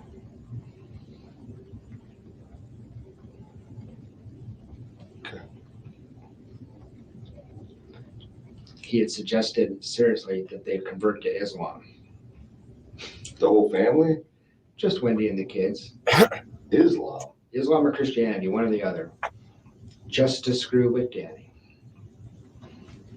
So they're not very devout in their No, Jewish they're atheistic Jews. pardon? They're atheistic Jews, Jews that don't really believe in God. They do it culturally, they eat the food. These people don't have ethics or morals. Correction, Jeff. They only eat Jewish style food. And then aside from that, they eat a whole bunch of paella, which is full of shellfish. They eat cheeseburgers. They're always going out for cheeseburgers. All right. This is a big motivation for Wendi, being out of Markel raising the boys in the Jewish religion. She just didn't want to be raising her boys and be kind of like, not outsiders, but you know what I mean, kind of different from normal society. Skull caps, special diet. They go to a birthday party, they can't have the pizza. Da da da da da. Couldn't handle that. Couldn't handle that at all. I mean, you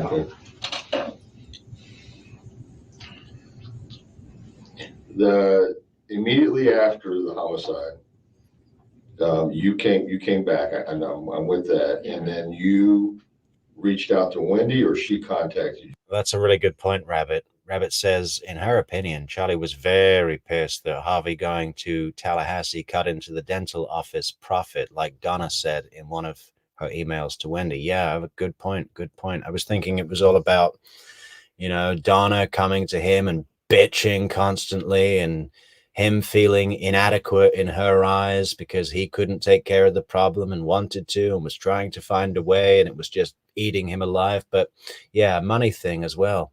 It ate into the profits. And Charlie loves collecting those bundles, doesn't he? You. 10 days later, she texted a mutual friend acting as if I would be upset with her. Right. And I said, tell her to call me. She did. At 3 a.m. She wasn't sleeping well. And we had a very awkward conversation. Mostly, I think literally she talked for an hour and a half, and I said probably 30 words. I just listened mostly. It was real. She wasn't sleeping. It was real crazy. But that's where she told me a lot of things that weren't true. I mean, yeah, I totally think Dog Mom Laura, is correct that Wendi, all this money that was coming in, I think it was $4,800 a month, that sounds like a lot of money to me to look after 2 kids, you know. That's the money for the boys out of Professor Markel's life insurance policy, I believe, that she is distributed from the executor of the will. She was keeping all of that for herself and anything else that she could get out of the situation. And it was Donna and Harvey that paid for everything for the boys. Why wouldn't that happen? They've got stacks and stacks of cash. All that money was going into Wendi's account. Absolutely.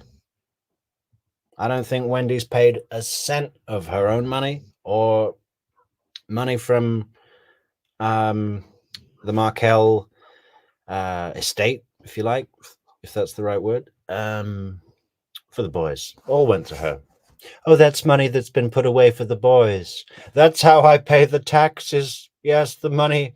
Oh, that was for funeral expenses. Lies.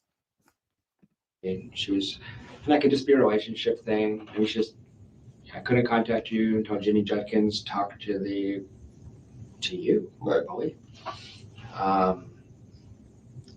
And I don't know. That was really strange not to. All my friends were texting with her, and she wasn't writing a lot back, but everyone else she acknowledged. If I think of anything, I'll get back in. I actually had 2 quick questions for you, if you don't mind. Hey, Neverly, is it not called a skull cap?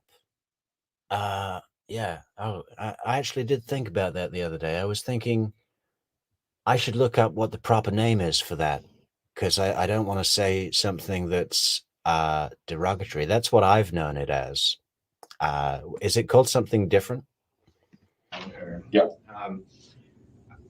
This is completely selfish, but I'm concerned about me in this situation. I'm wondering how long it is, in your opinion, before the media, before journalists are poking around looking at this case. And I'm worried about my potential exposure as a professor and as a person. This is an open case. They can ask all they want to. They're not getting anything. Okay. And that's for the foreseeable. I mean, I may call you. I mean, at some day you may be called as some type of witness. I would do it in a second. Yeah. Okay. I want. Yeah, someday you may be called as some type of witness, like 15 times over the course of 2 decades. You're probably going to die in Leon County Courthouse, just of old age. Make sure that we're upfront about this. I mean, let's say it goes from here to an arrest to a prosecution. I'm there. And for some reason, your testimony is needed. I would say anything I said today under oath. I would. Okay. So that's easy. All right. But as far as anything prior to, anything that you're telling me, if for some reason that was, leaked to the press or anything like that, then I got an arrest to make of somebody else, no matter who it is. I got you. Okay. I got you. That'd be. And then one other email I sent him, I pretty much accused her. Okay. But I mean, obviously, it's more than that. I mean, yeah, you more than just suspect her at this point. That's what you've been telling me this afternoon, right? No, that's true. That's what I've basically gotten from you is this woman is directly involved. She is. Now, I don't think you're saying necessarily that she killed her ex-husband, no. But she Man, speed up, Isom. No, Wendi didn't go in there and shoot Professor Markel. That's clearly established. And we've spent 2 hours talking to Jeff about what happened. He's still unsure about that? He either had something to do with orchestrating it or had knowledge that it was going to happen. That's the whole point about I have to be back on the 18th, right? No, give you a thumbs up and then know what's going to happen. There's something weird about that date. So I don't think she doesn't have the skill to orchestrate it, but Charlie does. So that's correct. And But you left on Thursday and your last comment. A Yamaka. Thank you. That sounds right, Matt. And Rabbit. And Neverly. And Dick Tebla. And Clarissa. Okay. See, everyone's got knowledge. Conversation was on Wednesday. My last conversation with her was on Tuesday. An hour before that email where she says, look, I need a week. No. Hang on. Now it's a Kippa. Okay. Well, yeah, thanks for sharing, guys. On the email, she says she needs a week. Yeah. An hour before she sends the email, she says, are you still in town? That's exactly right. And you said, I don't know, it's still up in the air, Yeah. she did not ask you to stay in town. No, she did. Like the next day I see Jay McPherson at work and maybe, there was all kinds of possibilities. So she would have found out I was leaving. Do you have any suggestions if I know they're doing a dateline on the Frosch guy that killed his wife out in Thomasville and they only came to town. Any advice for being an experienced investigator, what I should do if I'm approached by the media? Because it's not unimaginable. Go talk to investigator Isom. Okay. How simple is that? That's easy. Okay. Don't have to say yes, no, nothing. You're a U.S. citizen. There's nothing yes, they have First Amendment in their favor, but that doesn't mean you have to say a thing. No, I appreciate that, but I watched Dateline enough that I can just imagine that me being presented with these pseudo suspects, that's how they do it. They show. That would be, I don't think they're going to do that. There's a lot of, that could be libel, a lot. I mean, I don't have you listed as anything. Yeah. At this point. Good. Okay, so no, you shouldn't have to worry about that.